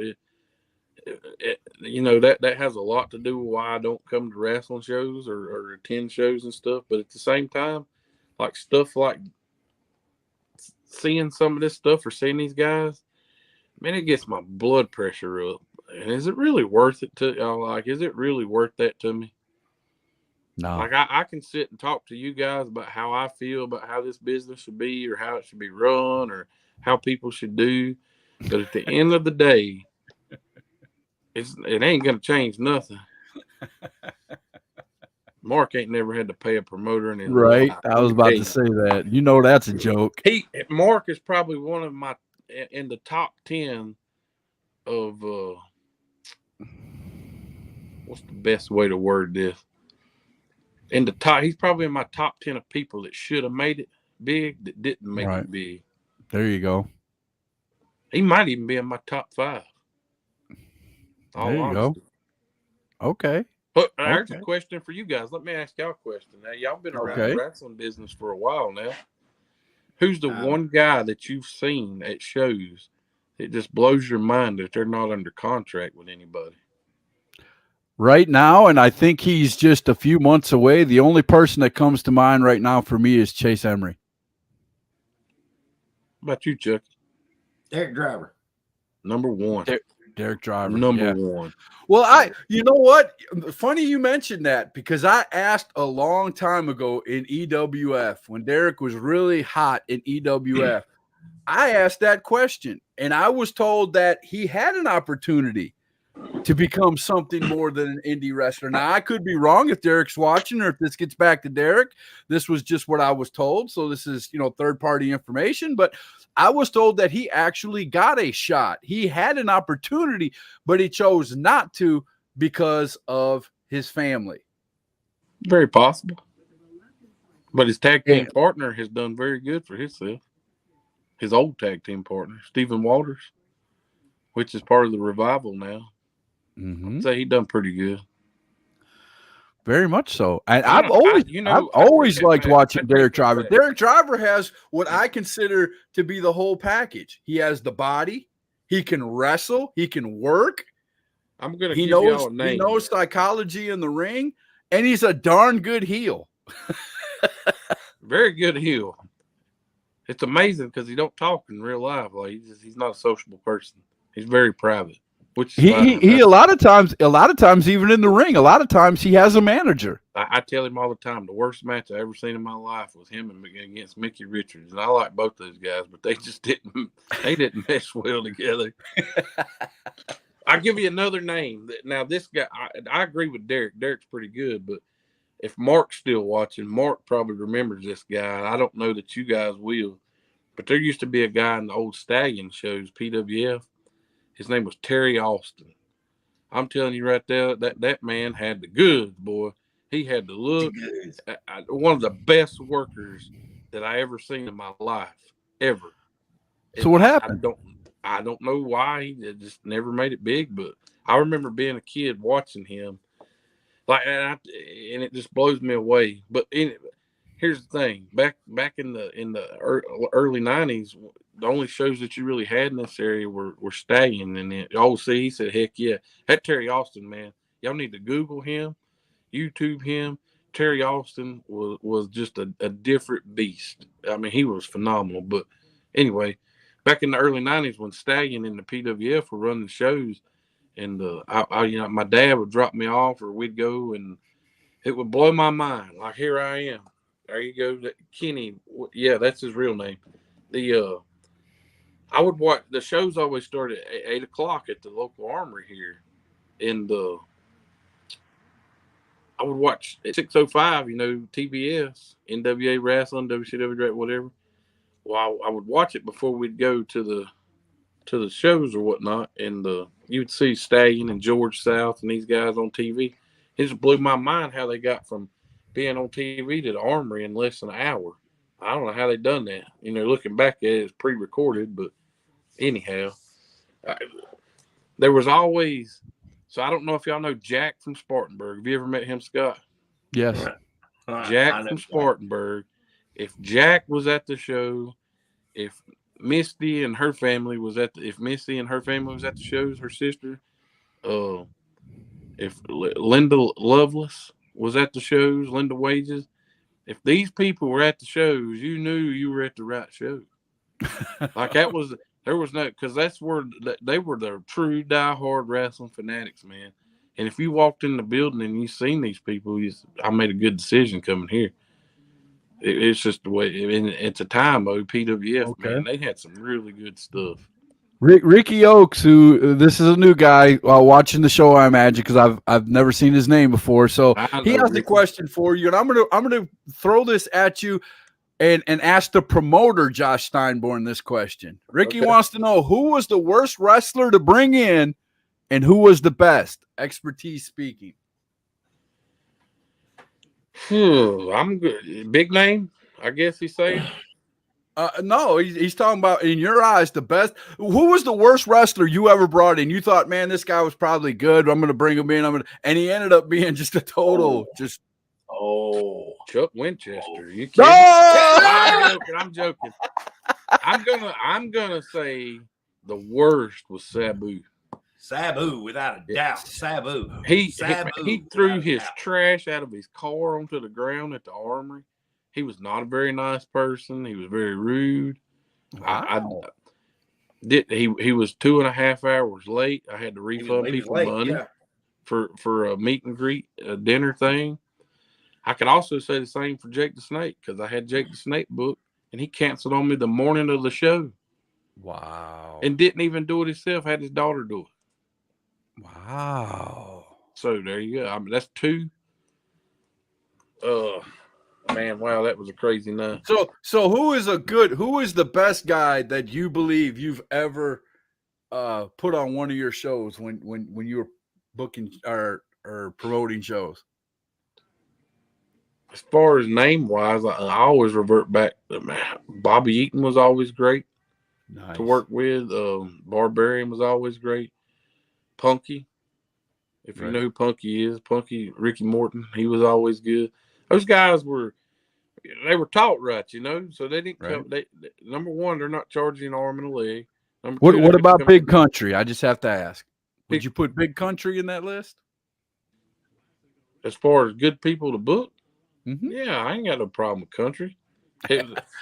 Just asking. Yeah, no, he's all right.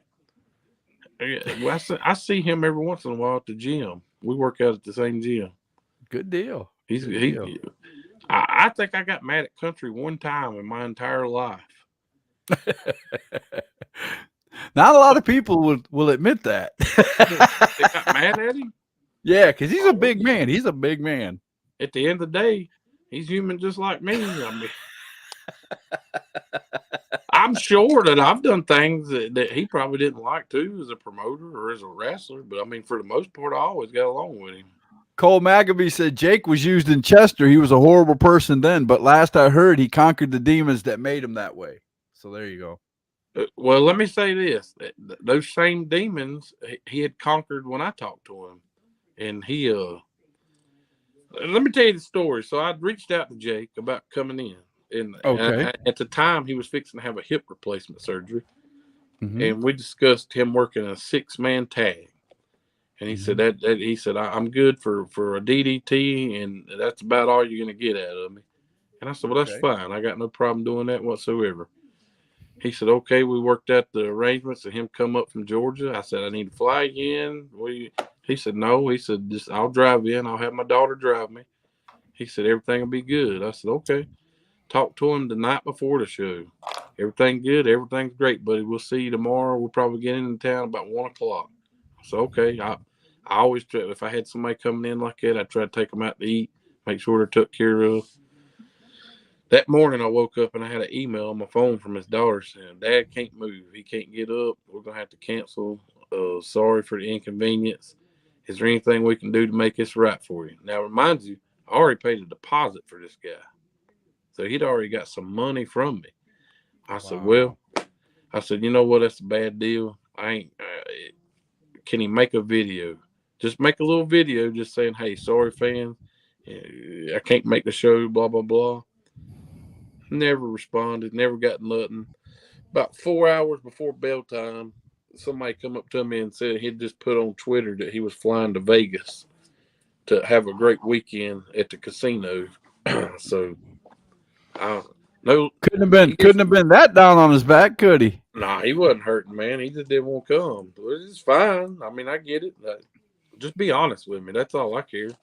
But in all honesty, so I gotta ask. You can tell me none of my business if you want to, but you are in the hot seat. How much was the deposit that you lost? I think he charged $1,250, and I sent $500 maybe. Wow, that's a big hit for a promotion. But let me tell you know how what I'm this saying? worked out, though. So that happened, and I was stressing, man, because I was worried about people showing up expecting Jake and Jake not being there, and them being mad. And I got on Facebook the first thing, hey, Jake's not coming, blah blah blah.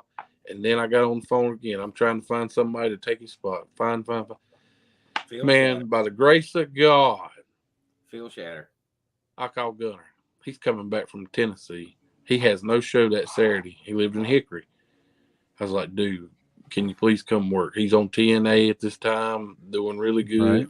Absolutely, man. I'll come help you out. Worked out. The people weren't mad. I probably drew more people for having Phil on the show than I would have had Jake being there. And it really worked out very well. Yeah, without a doubt. Cole said Barb is the best. Never had a bad experience with him. And it is hard to put faith in people in this business after they have burned you, like you were talking about. Yeah, that's I don't dog people out for that, because honestly I don't know what the man was really going through or anything, but Right. at the end of the day, man, it worked out. It still worked out in my favor. All honesty, I made money that night. That's the Good name deal. of the game. So Yeah, that's it. it worked out. That is. He's in trouble.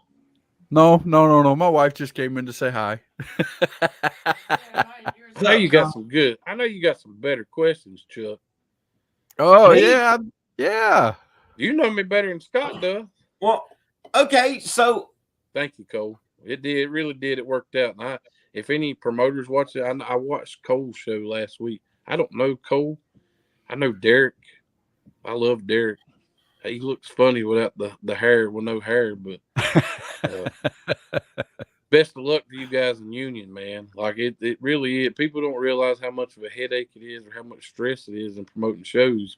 Because I was listening to him about the story with the heat seekers not being able to come, and Right. And you want to, like the heat seekers, to me, I know them guys, they're very, to me, they're, you got your independent guys here, you know, they're a little bit above most independent guys. They stay busy and they've traveled a lot, and they're well respected.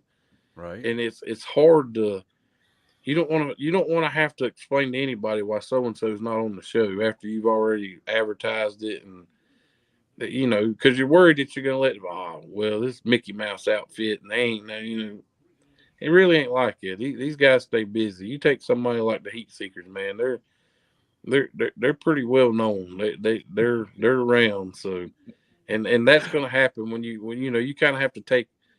So if the Heat Seekers cancel on you, that's kind of hurts you a little bit. And if somebody like Chuck cancels on you, you can kind of replace him with Art Long and roll on. But I love that. I love it. It's not me doing it, somebody else, and that makes it even funnier. I had to do that one time. Well, fine. And then I let them Fine. box. You want my question? You want my question? Just for that? Yeah. I'm gonna hit you where it really counts. I'm gonna hit you with the age bracket. How's the grandbaby? Phenomenal, man. Hey, I love being pawpaw, dude. Well, we have definitely got a ton of questions. So let's hit some of these. Given the names you've worked with, have you ever worked with Raven?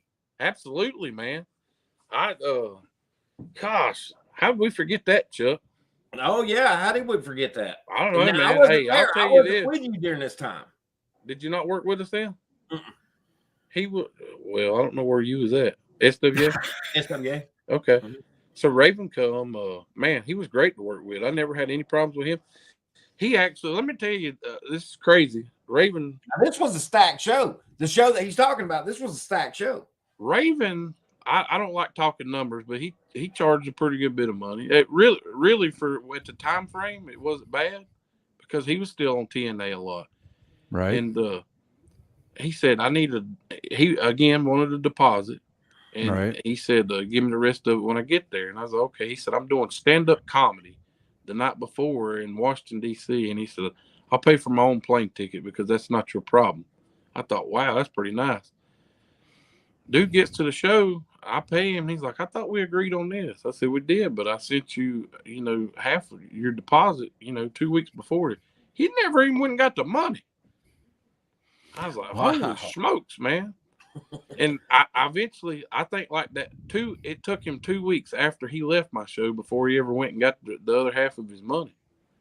I guess dude must have had a lot of money because most people would have been at the bank when they said it was sent. Right. But he was super, super easy to work with. I had him work Jeff Lewis Neal. They put on a great show. I really enjoyed it. Missy said, can you do a Jeff Farmer impression? No. Who's Jeff? The only Jumping Jeff Farmer? The guy that played Fake Sting? No. Jumping Jeff Farmer, the one that does the promo, the really, really bad promos. Oh, I've seen him on YouTube. I know who you're talking about now. Put me in front of a live crowd, I probably could, but okay, here we go. Josh, when you going back into the ring? Just one more time. No, so now hold on a second. Oh, no. You ain't going to get out that easy. Well, that's my sister asking the question, so it's not relevant. I know that. But because she asked the question, and then y'all single workers out there, she's looking for a nice stud in her life. All right. So look, the question is, when you were at HWA the last time, yes. I was ring announcing. Yes. And during that time, everybody was worked up because there was a chance that you could step into the ring one more time. And you said that absolutely you do that, but if it was against one man. Yeah, I never worked him.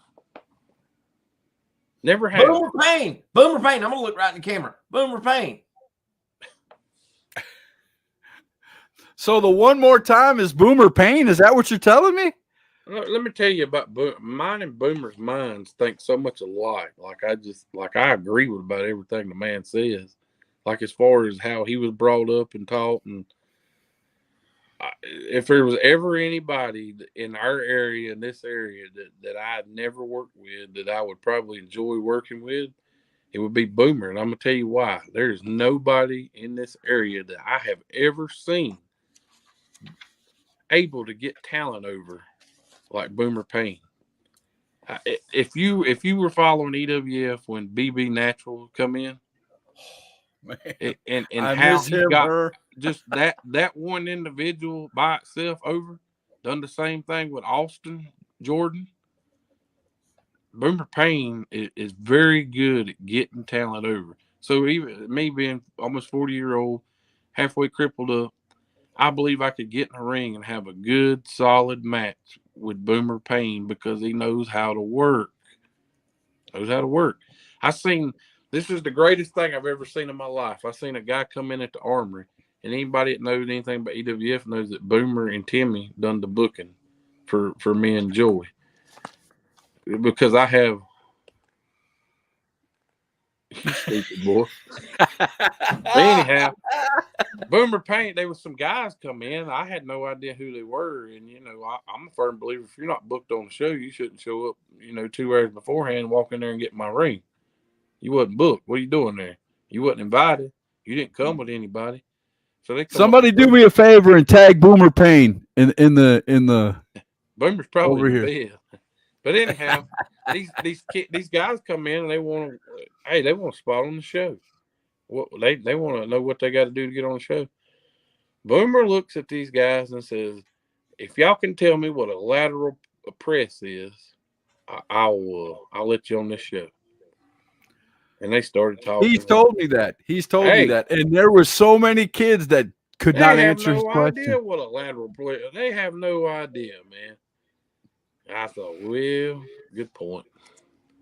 But that's just how his mind is. Like, I don't know, man. I mesh well with Boomer. I really think that we could have, if I was going to go out and have a good solid match with somebody and it actually be believable and be entertaining, that would be who I need to work.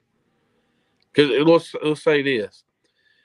Let's say I'm on here and I'm talking, I want some of this Chase Emery kid that you're talking about, Larson, because he's supposed to be the next up. Who the heck wants to see that? That dude bumped the floor with me. I'm an old man. Nobody wants to see that. So you got to go old man versus old man. I see how you that got to is. make it fair. It's a hip on a pole match. Hip on a pole match. Yeah. You need that. But I can tell you this: I'd take a backdrop and I'd sell my back. I wouldn't hop right back up and feed into something else. That's what these idiots do now. So what is the limit on super kicks you'll take? One. It's a finisher. So wait a minute. That's my question. So today's wrestling, it was amazing. I watched the pay-per-view just about a week ago. In one match, I wasn't even kidding. I started counting. It got to the point where I started counting 7 finishing moves in one match, and the match didn't end on a finishing move. Listen, that's just the next step. That's ridiculous. But I also say this: so when finishers. When I was training, we didn't sit in the locker room and talk over a 15, 20-minute match either. Like that's unheard of, man. Like I seen more and more people do that over the years. We're just about everybody does it now. But all I needed, again, I walk into a locker room at 15, 16-year-old. I sit down, I see who I'm working, and just tell me to finish. What's happening? That's all I need to know. Right. I don't need to know the whole 20-minute match. If you know how to work, you can do that. You don't have to sit back there and talk all of that. You get so much of a better reaction out of the fans working that way versus you do calling a 20-minute match in the locker room, because you're going to go out there and you're going to forget it. Right. Without a doubt. I agree with you. That's sort of a lost art nowadays too. People calling it in the ring. Yeah, but it's so much easier, and it's just like you feel off the crowd, what the crowd wants. That goes back to what I was telling you earlier. When I first started, I'd sit right there at the curtain and watch the matches. It wasn't per se that I wanted to learn anything, which I was. Like I was always taught to keep mouth shut, ears open. Right. I would sit at that curtain. I would take in what everybody else was doing. Then when I would go to my match, they didn't see the 21st and 22nd drop kick because they'd already seen it. I know not to do that. Nobody does that. If I start if the first match starts up with a lock up working the arm, second match starts out with a lock up and going to the arm, I'm not going to do that in the third match. They want to see something different. They didn't seen it 2 times now. Well, you got to give them something different. How do I know without watching and seeing? Missy said DDT used to be a finisher. Now it's just a spot in the match. Unbelievable. It makes the veterans look weak back then. I agree. Knee lift used to be a finish too. Just saying. Yeah, but Mr. Wrestling 2 made that knee lift famous. So Knee Scott, lift, you grew up in Wisconsin? I actually grew up mostly in Tennessee and Mississippi. So you what wrestling did you grow up watching? I grew up watching Continental Championship Wrestling. Here Continental Championship All right, Wrestling, here it is, right AWA, here. We're gonna all get the into it. Southeastern Wrestling. This is a heated discussion with me and Mr. I Am Righteous. Who was the best ring announcer of all time? The greatest? If you ask me, Gordon Soley. Gordon Soley. Not to me. I'm a Bob Caudle guy, man. He was good. He was good. 100%. Same caliber. I'll say that. Same caliber. I'm going Bob Caudle, but Gordon Soley's voice to me was just, come on, man. Knee lift is. They don't. They probably don't. They don't know what a lateral press is. The leg drop used to be a finisher. Yes. Yeah. Hulk Hogan made the leg drop a finisher. And yeah. All I'm saying to you is Gordon Soley had the most heartfelt monotone talking of anybody that I've ever heard. And what I liked was, you could tell when Soley had a few, under the table while he was announcing, because the suplees would come out and he wouldn't talk nothing about what's going on in the wrestling in the match. He'd be talking about 3 matches ahead, and you'd be so confused sometimes. But he'd finally, dial it back into the match and get back into, what he was seeing in front of him. But again, I think the age difference is why you guys say Gordon Soley. I was a Bob Caudle guy. Like Bob Caudle was just. It was wrestling fans. This is Bob Caudle. I loved it. It was the first time that I experienced wrestling, and Gordon Soley was giving me the picture. He was drawing the picture of somebody's soul being taken from their body when Mr. Wrestling 2 would knee lift. Right. You ain't got to sell me. I still to this day, me and Chuck also argue about this. The prime of wrestling. When was it at its hottest moment? When was wrestling at its hottest moment? We have 2 different opinions in this. To me, it's the 80s. Like if you let's say you take a Pez Watley versus Italian Stallion, and you have 5 of those matches, and then you have Rock and Roll and Midnight. That sold out the Charlotte Coliseum so many dang times, man. How is that? That's a good.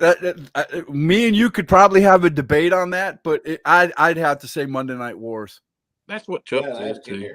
Monday Night Wars attitude there, yeah. But your talent level was different.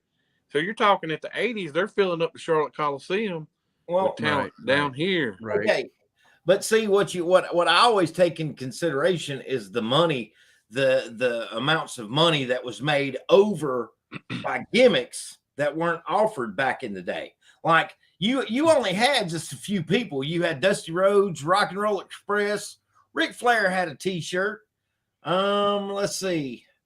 Well, now hold on a second though. Back when Starrcade and all that was going on, Flair didn't have a shirt. Shirts wasn't really the deal back then. Right. But then when the merchandise came into it, holy crap, that took it to a new level. Yeah. Oh yeah. See, me and Mr. Righteous over here, we have one argument that we will never agree on, and I'm going to get you into this, Mr. Best promo ever. What is it? As far as worker wise? Just best promo in wrestling. Hands down. Buddy Landell, Smoky Mountain Championship Wrestling. But right before he worked Shawn Michaels. That was phenomenal.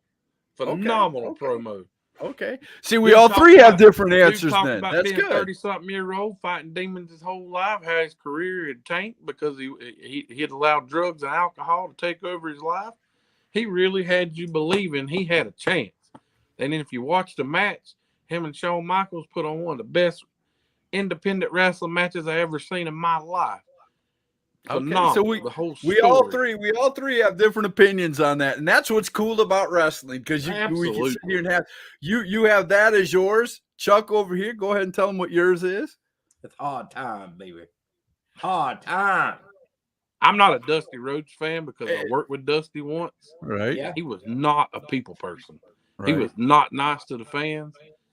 I don't know what, my entire life, you would have thought he was just a nice guy. Well, mine's the same way. Mine's not a people person either, but I think the pipe bomb was the best CM Punk ever. Yeah, CM Punk. Nah, not bad. I enjoyed that. All three of them are awesome promos. I mean, they're just totally awesome. But we're all gonna have, New Age pipe bomb, hard times for classic. Oh, I can accept that. Nobody even really between us and the promos that we did there on the Slapdown Digicast. Nobody said Austin 316. No. Nobody. It was to me, it was a great promo. It was when his character changed. Yeah. But he had better promos after that. But there's not a stone cold promo, even the 316 promo. And I watched it. I mean, I watched wrestling every day back then, because that was, like we said, that was during the wars. And it just, it doesn't register to me. I guess I'm old school like that, where the pipe bomb, he said stuff that he broke the fourth wall, and nobody did that doing a promo.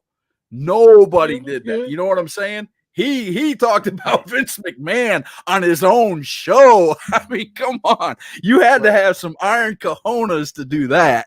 All I'm saying to you is during that time, if CM Punk would have held up his hand and said, touch the TV screen now, feel the hard times, nobody touched the screen. But when Dusty said it, everybody touched the screen. The what chants are going on because we're talking about Stone Cold, but yeah, I mean, well, I highly encourage, if you've never seen the Buddy Landell promo, watch it. I'm gonna go and watch it because I don't remember it, so I'm gonna have to go watch it. When you watch it, you also have to watch the match that follows and the story that they told with Cornette trying to interfere. And Buddy Landell was like, "Nope, I want to do it myself," and it cost him the match. Shawn Michaels won and retained the Intercontinental title. It was good booking. People can say what they want to. I'm not a big fan of Jim Cornette because he's a Democrat, but hey, dude was a good booker. Right. Very good. Great wrestling mind. A lot of people don't like him because he's so straightforward. I mean, a lot of people don't like his. It's not his straightforwardness either. It's his delivery. Yeah. Well, guys, I have to get off here because, well, nature calls. Okay, well, just put your thing down and I'll switch over. There's still some questions. People are still asking Josh questions if he wants to stick around. I'll be back. But all right, I'll go ahead and take you out and switch the background. And when you come back, I'll put you back in. You're not done. Get out of here. Get out of here with that. All right, let me go back to the original hashtag background there. There we go. So there was a question here, and it was a pretty good question. Let me go back to it. I skipped over it because I wanted to do this. Rick Oakes has a question, and I think it's pretty cool. Like, again, you're in the hot seat. What was HCW EWF's highest point, in your opinion, and what was its downfall? That's tough. I'm So gonna let's say go the with the easy one. downfall. Let's go with the easy one. What was the highest point in EWF? I think when we made the transition from, I was always pretty keen at staying in Mooresboro. I never wanted to cross into the Armory because that was SWA and New Bloods shows. Right. I didn't want to get people to get confused. Again, we let our egos get the best of us a lot in wrestling, and one thing led to another. And I felt like the timing to move and jump on those two companies was the right time. Uh, so I made the decision to cancel all my shows in Mooresboro and move all of our shows to the Armory. And I never looked back, man. Yeah, it was somewhere in that point. It was somewhere in that point that I caught up with EWF. Right. And Well, from what I remember, when you started coming, we was probably a year or two into it. yeah. But the first show that I run at the Armory, oh man, it was over 400 people there. This place was packed to the gills. Now I call a lot of slack because I run it as a free show, Right. and they said, "Well, that's how you got all your people there. It was a free show." But at the same time, I think people were ready for something different. Like they were so used to seeing New Blood in SWA. Right. Right. Now, I'll tell you, I've got the poster right here beside me. This was the best show that I believe EWF ever put on. This show right here, I think this was 2018 Star Slam. Yeah. And That was a good show. Oh, I there still were say to people. this There were day- so many people in the Armory that night. There was literally people bringing in blankets and sitting on the floor of the Armory. I'll never forget it.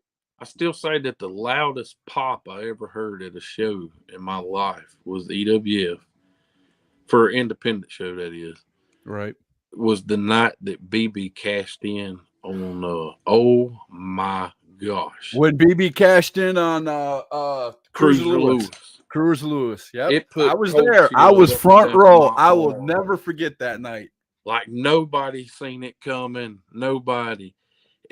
Listen, a lot of people do or don't like David Cody. I don't know if you remember David. God rest his soul.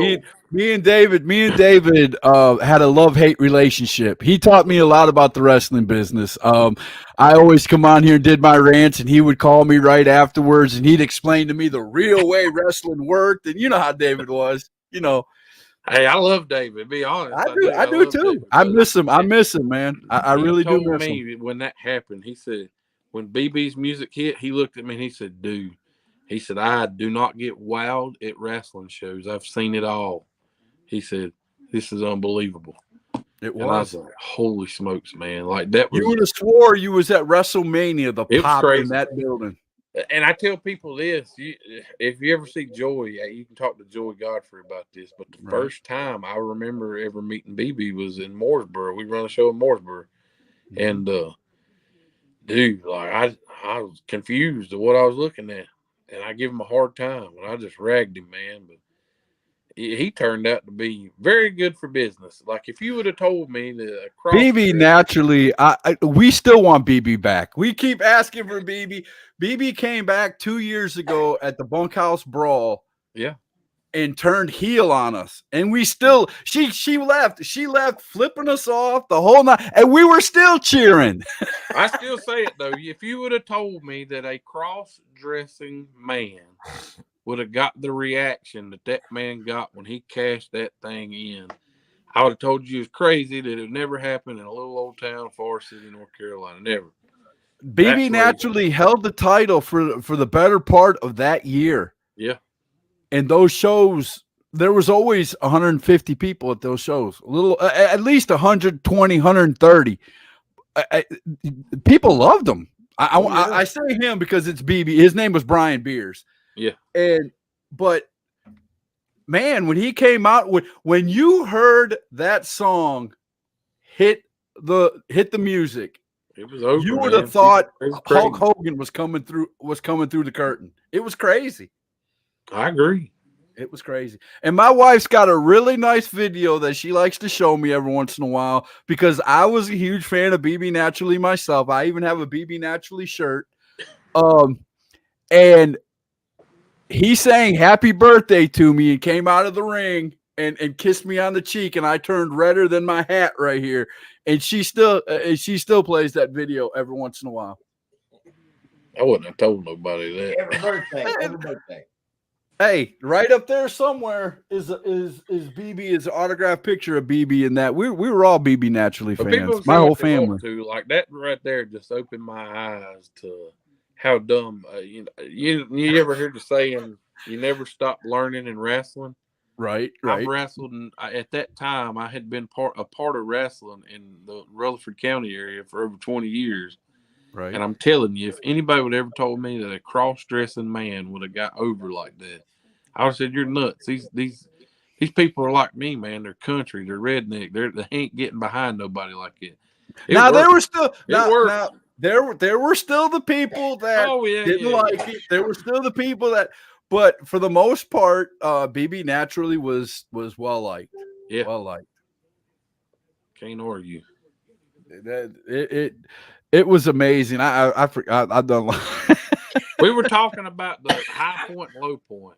Yeah, the high point and low point. The high point would definitely be the transition of when I decided to pull the gun to move from Mooresboro full time to Forest City.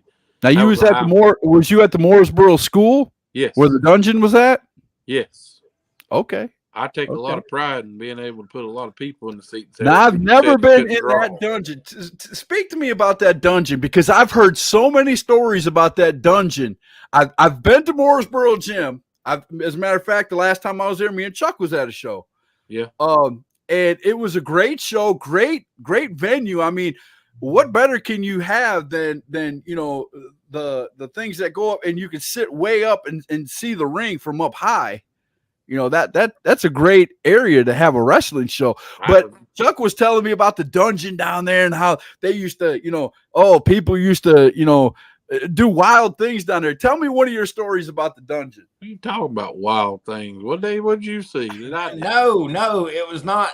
No, I talked about how creepy it was because it was like out of salt, man. So I grew up in that area. And I know everybody that's associated with that school, that does the bookings of that school and everything. That the school itself, it was an old school, and they what do you call it whenever? Yeah, get him, Brandon. Don't take no junk, man. And but anyhow, it's like what do you call it when they say you can't do anything to this building because it's old? What do you call that? It's a historic landmark. Yeah, there you go. Yeah, it's just a historic place. And years ago, Chris Hamrick's dad and Jay Eagle used to run shows there back in the early 80s. And it's always been hit or miss. Like people would come in and run shows and stuff.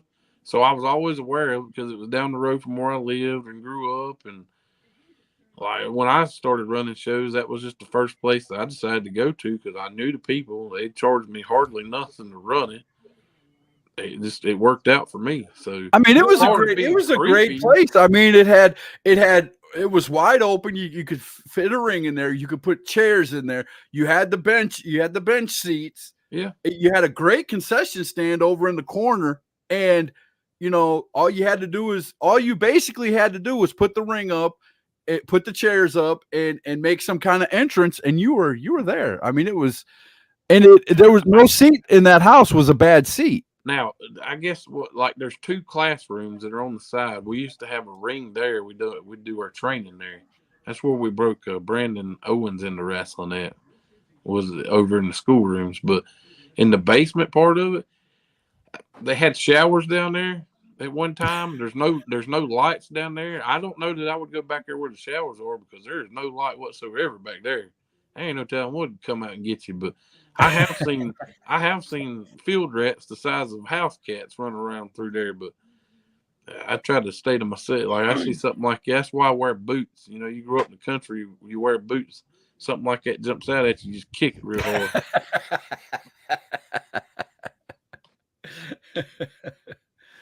Yes, now, Brian, this is an open question kind of thing. If you have a question, go ahead and tell me. I'll pop it up on the screen, and Mr. Josh Steinborn will answer it. I like old Everybody, Brian please Thrill. acknowledge Brian Thrill has just Brian entered the scene. Thrill. I know he's been here for a while. He's a pretty good old fella. Oh yeah, yeah. Right, Now, right. you was asking a minute ago about that. That was the high point. The low point. That's right. Well, you talking to Mama? I'd say the low point to all that would be me. Like as far as running shows and being promoted, because a lot of times I was my own worst enemy. I'd get my own way. Like it's hard. You have to when you're running shows. Well, let's say this: I started out as a worker, and then I transitioned into running shows. And at one time, I was doing both. When you do that, you start out your friend. You make a lot of friends, Right. and these guys reach out to you wanting to get on your shows, and man, it's hard to tell your friend no. You know, but it's just the truth. Like it's hard. So you're trying to keep your friends, and man, it's rough. And like I guess I was guilty of booking friends when I probably shouldn't even had them on the shows. But at the end of the day, I feel like they would do that for me. I didn't book anybody that wasn't professional. Book Not me. Right. Again, you a POW. Right. Okay, here's a question. I if I missed this before, I think you asked this before, Brian, and I might have missed it. I apologize. Like I said, these things are going pretty fast. Everybody likes to talk with Josh, and everybody's having fun over here in the comments. He wants to know, did you ever work with Brian Thrill? Yeah, I sure. Well, I mean, I never like physically worked him, but I mean, I used him on shows. Brian was always. I want to say I met Brian through Chuck because you'd worked with him at HVW. So this goes back to like I tried to make my circle when I was promoted small, and I only took advice from certain people, and I take great. You know, I know a lot of people don't like Chuck. Well, I'll be honest. Some people, he's just not their cup of tea. Yeah. That's the truth. Yes, it is. But at the end of the day, he's always done right by me. We might not always agree on things or something like that, but if I ever went to him with or asked him, or if he come to me and he said, "Hey, you know, this Brian Thrill kid works for Viper and he's a pretty good hand. You probably could use him." I would take Chuck's advice on something like that. Right. We're that close, so and he's Yeah, knowledgeable enough to know. Now, does that mean Chuck knows it all? No, he's still learning. He's still wet behind the ears, but I value our friendship and I value his opinion. So if when he come to me and told me about Brian, I didn't have to watch Brian work. Chuck knows what I like. He knows what kind of person I am. And I'll tell you this about Brian Thrill. Every time I ever booked him, he wasn't never one of these people that wanted to bail out on you after their match. Man, brother would hang around. He'd help you take chairs down. He'll tear the ring down. Not only him, but his daddy, his brother and sister, everybody, man.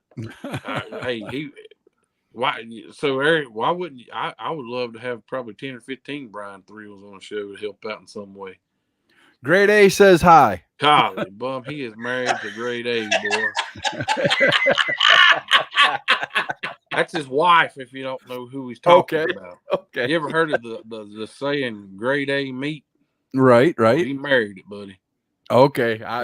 He's got a Not beautiful touching wife. that with a 10-foot pole, but okay. Wow. Well, most people probably too shy to even tell him that his wife's Grade A. I like him. Vincent up, Roberts Vince? for that little gentleman. Hey, buddy. So Steinborn, let me ask you a question. You obviously still have the heart of a fighter. I mean, like somebody came upon you, they want to throw down, you're going to oblige it, you're going to do it, whatever. So when you realized you had to step away from pro wrestling, and I'm talking about when you could no longer get into the ring and do what you used to do, was it a relief to you, or was it one of those things to where, you know, you kind of go through this thing like that young man in you has subsided? So you talking about quit like working shows, like No, physically when working? you realized you couldn't get in the ring anymore and give the quality. Do you have withdrawals? Do you have withdrawals? That's what we want to know. No, and I'm gonna tell you what helped, because I was promoting shows, and had I just stepped away from everything completely at one time, that would have probably yeah, I probably would have withdrew really, really bad. But doing the shows monthly or bi-weekly, and it kind of kept me in the loop and stuff like that helped. That helped me transition out of it. Right. To the point There you where, go. again, where I told you where I get frustrated when I see some of these guys now, and like I knew that I can't change. I couldn't change the business myself, or the type of people that were getting into the business. That's not something I can do on my own. So I'm sitting here and I can't fight all of them by myself. So Right. instead of getting my blood pressure up and getting mad or upset, because at the end of the day, these guys, they have the same passion that I had. They Right. they want to work in front of people just like I wanted to work in front of people. They just go about it different. I don't appreciate the way they go about it. I'd like for them to do it the way that I'd done it. Will that ever happen again? Probably not. But at the end of the day, I'm not gonna stroke out over it. Like I ain't gonna let it affect me that way. Well, but no, the question I was asking you during that time that you was making the transition, when you realized that it was over and you couldn't get back in the ring and perform the way that you were used to doing, Right? or giving them quality work, did you? Was it like a relief, or were you sad that it was gone? It was over. No, because again, that's what I'm saying. Like I would get so frustrated seeing other people that it didn't bother me. Right. Like because I realistically didn't want to go to a show in Gaffney or Spartanburg or Tennessee or anywhere else and see these, what the business was involving to what it is now. Like I would get disheartened at that, and that would upset me. So that part didn't bother me. Like being able to go to a show or working or anything like that. None of that ever bothered me when I had to stop because of what the business is turning into. Now, for those that wasn't there, don't know, my last match was against George South. George, I have all the respect in the world. That man is good as gold. I can't say anything bad about him. He wanted to involve my son in the last match, where we bumped the ref and Nick slid in and made the 1, 2, 3, and that was all him. I didn't come up with any of that. They just Right. so and I take a lot of pride, man, in these old timers do, like how much they respect me. Like that was my payoff. It was never about money. It was never about making it big. I was perfectly fine doing what I was doing at the independent level in the Carolinas. The payoff to me was having the respect from the elders that paved the way for me. That Right. was worth everything to me. I got it. Wow. I that's gold right there, man. Yeah, I mean, I love hearing that. And when people and I don't want to again, I don't want to feel like I'm bashing nowadays wrestling because we all watch it. There's nobody that doesn't still watch it. We still go to the shows. Even if we don't like something that's going on, we still watch it. Just like everybody says about WWE, you might hate it, but you're going to come around to watching it again eventually because it's there and it's there. It's never going to go away. But, I just, it was a different, like you said, the last 10 years, you can even go as far as the last 15 in wrestling.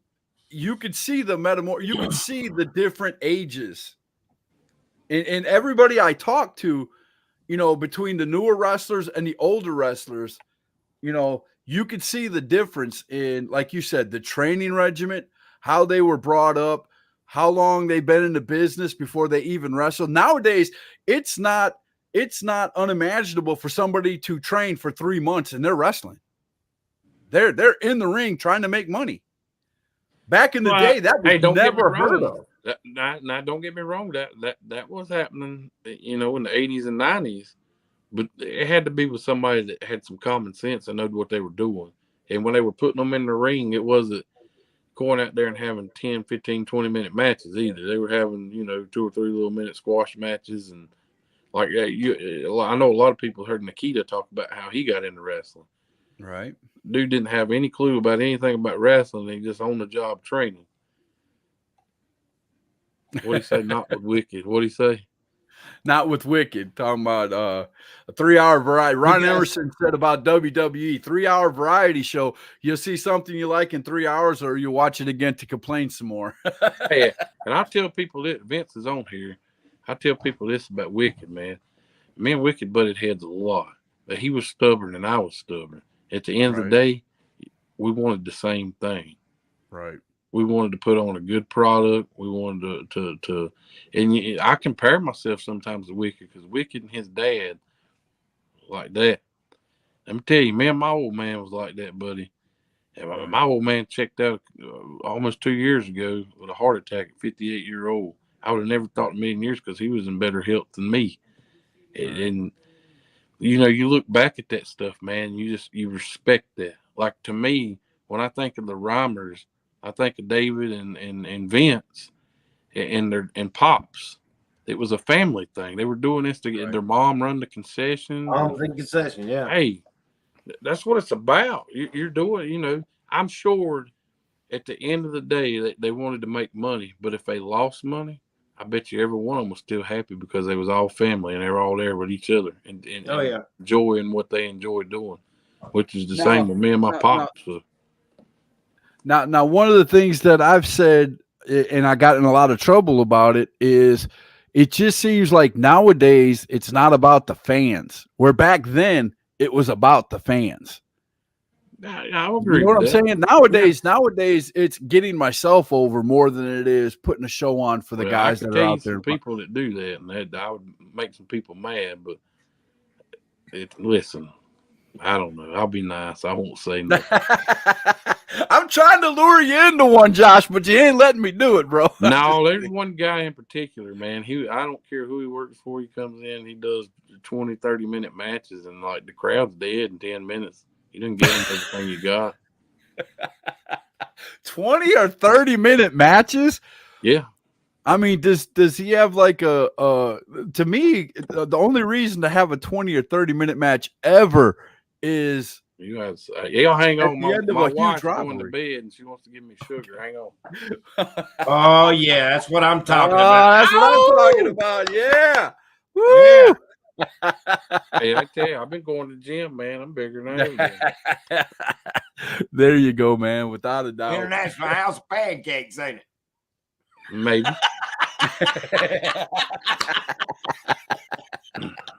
At least he's honest about it. At least he ain't saying no. No. Oh, that is really cool, man. So we got a few minutes left in the show. So if you guys have any more questions for Mr. Steinborn, please put them out there. He's answering everything. So if you got a question, I ain't shy. I'll be truthful too. Okay, Steinborn. Did you ever see pro wrestling going back to where it was? Or are we at a time and a place where once the poop's out of the horse, you can't get it back in? Absolutely. You said it. It ain't going back. Oh, we love you too, Vince. Love you, Vince. Hope you're doing well, my man. Without a doubt. No, He put me through a table one time, Scott. Did he? Yeah. He probably and you lived to tell about it. Probably deserved it. Oh, it was great. It was great. I promise you, Chuck wasn't going to do nothing after he put him through that table. What? Hey, correct me if I'm wrong, but was it Vince? Was it his name, Big Country, there for a while? Yes, it was. It was. He was the first Big Country to SWA. There you go.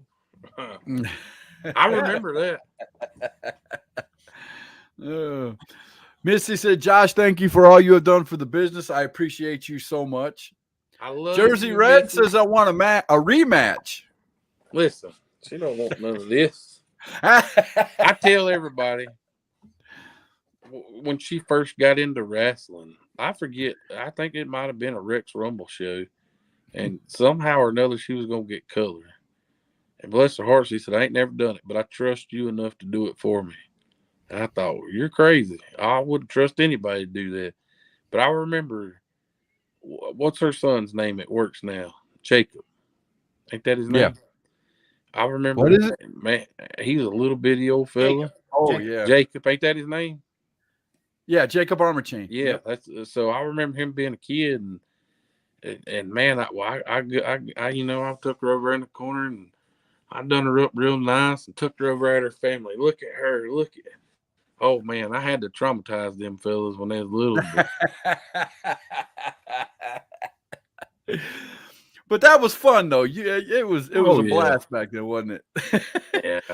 I think you've answered this question about 6 times, but I think people are coming in and out. So we're going to do it one more time because I don't want to leave anybody out. Brian Arrowwood says, serious question. Would you ever run a show again? So a lot of people ask me that. I still get asked that now. I won't never say never because you never do in wrestling. But Right. at the end of the day, like right now, no, I have no desire. I think there's enough there's enough people running shows now that you don't need one more person running shows. Like that's just too much. But if the right situation come up, like I'm big about benefits and stuff like that. Right. If Book somebody bag. approached me, Book bag show. yeah, but there's so many other people doing that now. Like it's oversaturated. They don't need me doing it.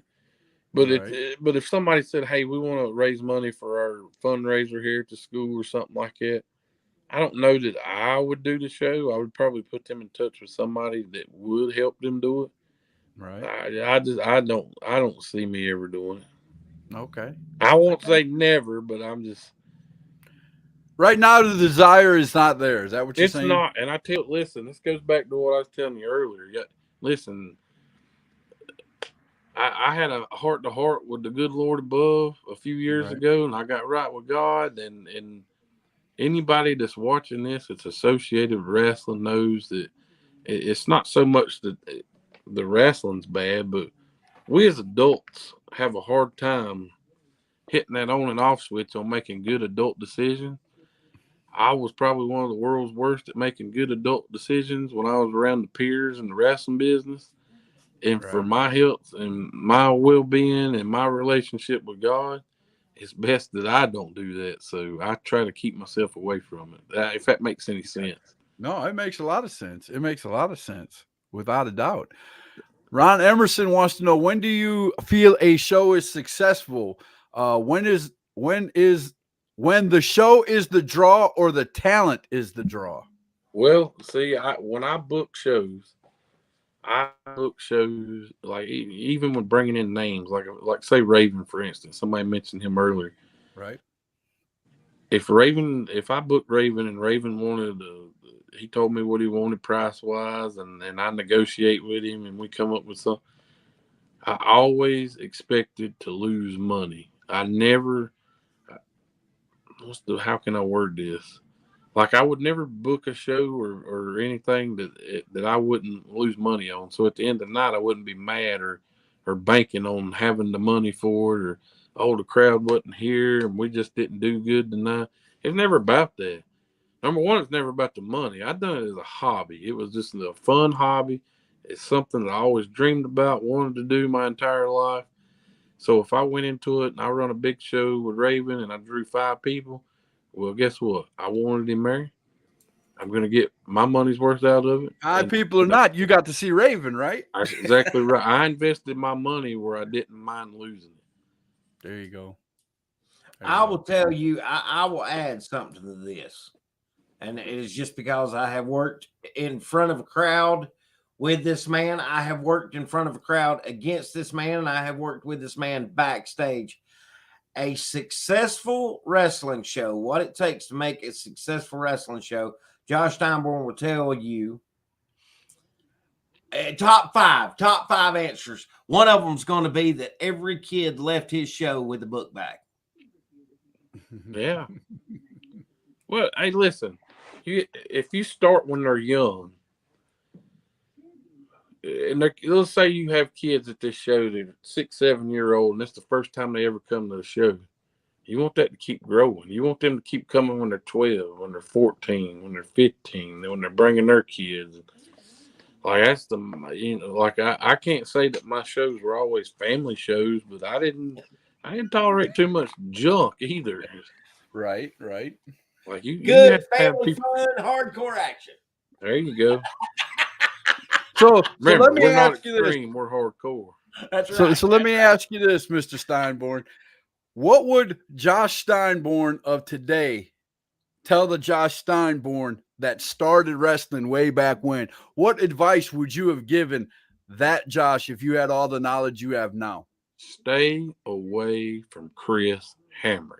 No, Okay, why I'm is joking. that? Let me listen. I wouldn't change anything, Scott. Okay. This business cost me a marriage. It cost me seeing my kids every day of my life to where I was a weekend daddy. I can't go back and change any of it, nor would I ever try. Uh, it wouldn't make I wouldn't be the person I am today. I wouldn't have the outlook on life that I have today. So many people sit at home and they make excuses of this and that and why this. Listen, own it. At the end of the day, we're grown men, we're grown women. Ain't none of us perfect. Ain't never gonna be perfect. The things that this business opened up so many doors for me, and I made so many friends. I would like to think that I have more friends than I do enemies, if that makes sense. Right. I get along with anybody, even people that don't like me now. I'll smile at them and say, "Hey, hope you're doing all right." So, Right. Right. but at the end of the day, I wouldn't change anything. I wouldn't go back and tell myself anything because it would change who I am today, and all that made me who I am today. I wouldn't be where I'm at in life. I don't know about the greatest. I appreciate all those nice things y'all say, but listen, I treat people with the same respect that I want them to treat me with. If somebody come Right. at me sideways, I'm human. I'm probably gonna go sideways too. Right. But that's just because hey, at the end of the day, we all grown. Right. Well, It's let up me to us ask to you this. make This is good going to be the decisions. last question of the night. Let me ask you Go ahead. this. If you were to die tomorrow, and God willing, I hope it doesn't happen. I hope you live to be another, 50 years or 60 years. But if you were to die tomorrow, what would you want people, how would you want people to remember you? What's your legacy? What's your Exactly. What's your legacy? Good way to ask it. At the end of the day, man, I just want people to know that I'm human just like them. I try, I struggle. I try to be the best father. I want people to remember me as a family man. If anybody knows anything about me and Chuck does, my family's first and foremost. Y'all hear me talk about my son. I'm telling you right now, he's up there, buddy. Right. But he's. Right. I had somebody make a comment one. So a lot of people don't believe putting your hands on your kid. Well, let me just go ahead and tell you, I reach out and touch mine quite often because he needs it. But here's the thing: a very good friend of mine, Dylan Hall. I know Chuck knows Dylan. Dylan tells me all the time. He says, "Man, it blows my mind to see how you can beat the brakes off that boy, and 5 minutes later, y'all were bonding and still just as close as you ever was before." He said, how does that happen? I said, well, number one, I just don't beat the brakes off of him and walk off. After I do it, I hug him. I tell him I love him. I tell him what he done wrong. That's And right. that's how I think every kid in this world ought to be raised. Every one of them. And it'd be Preach, so much please, better off.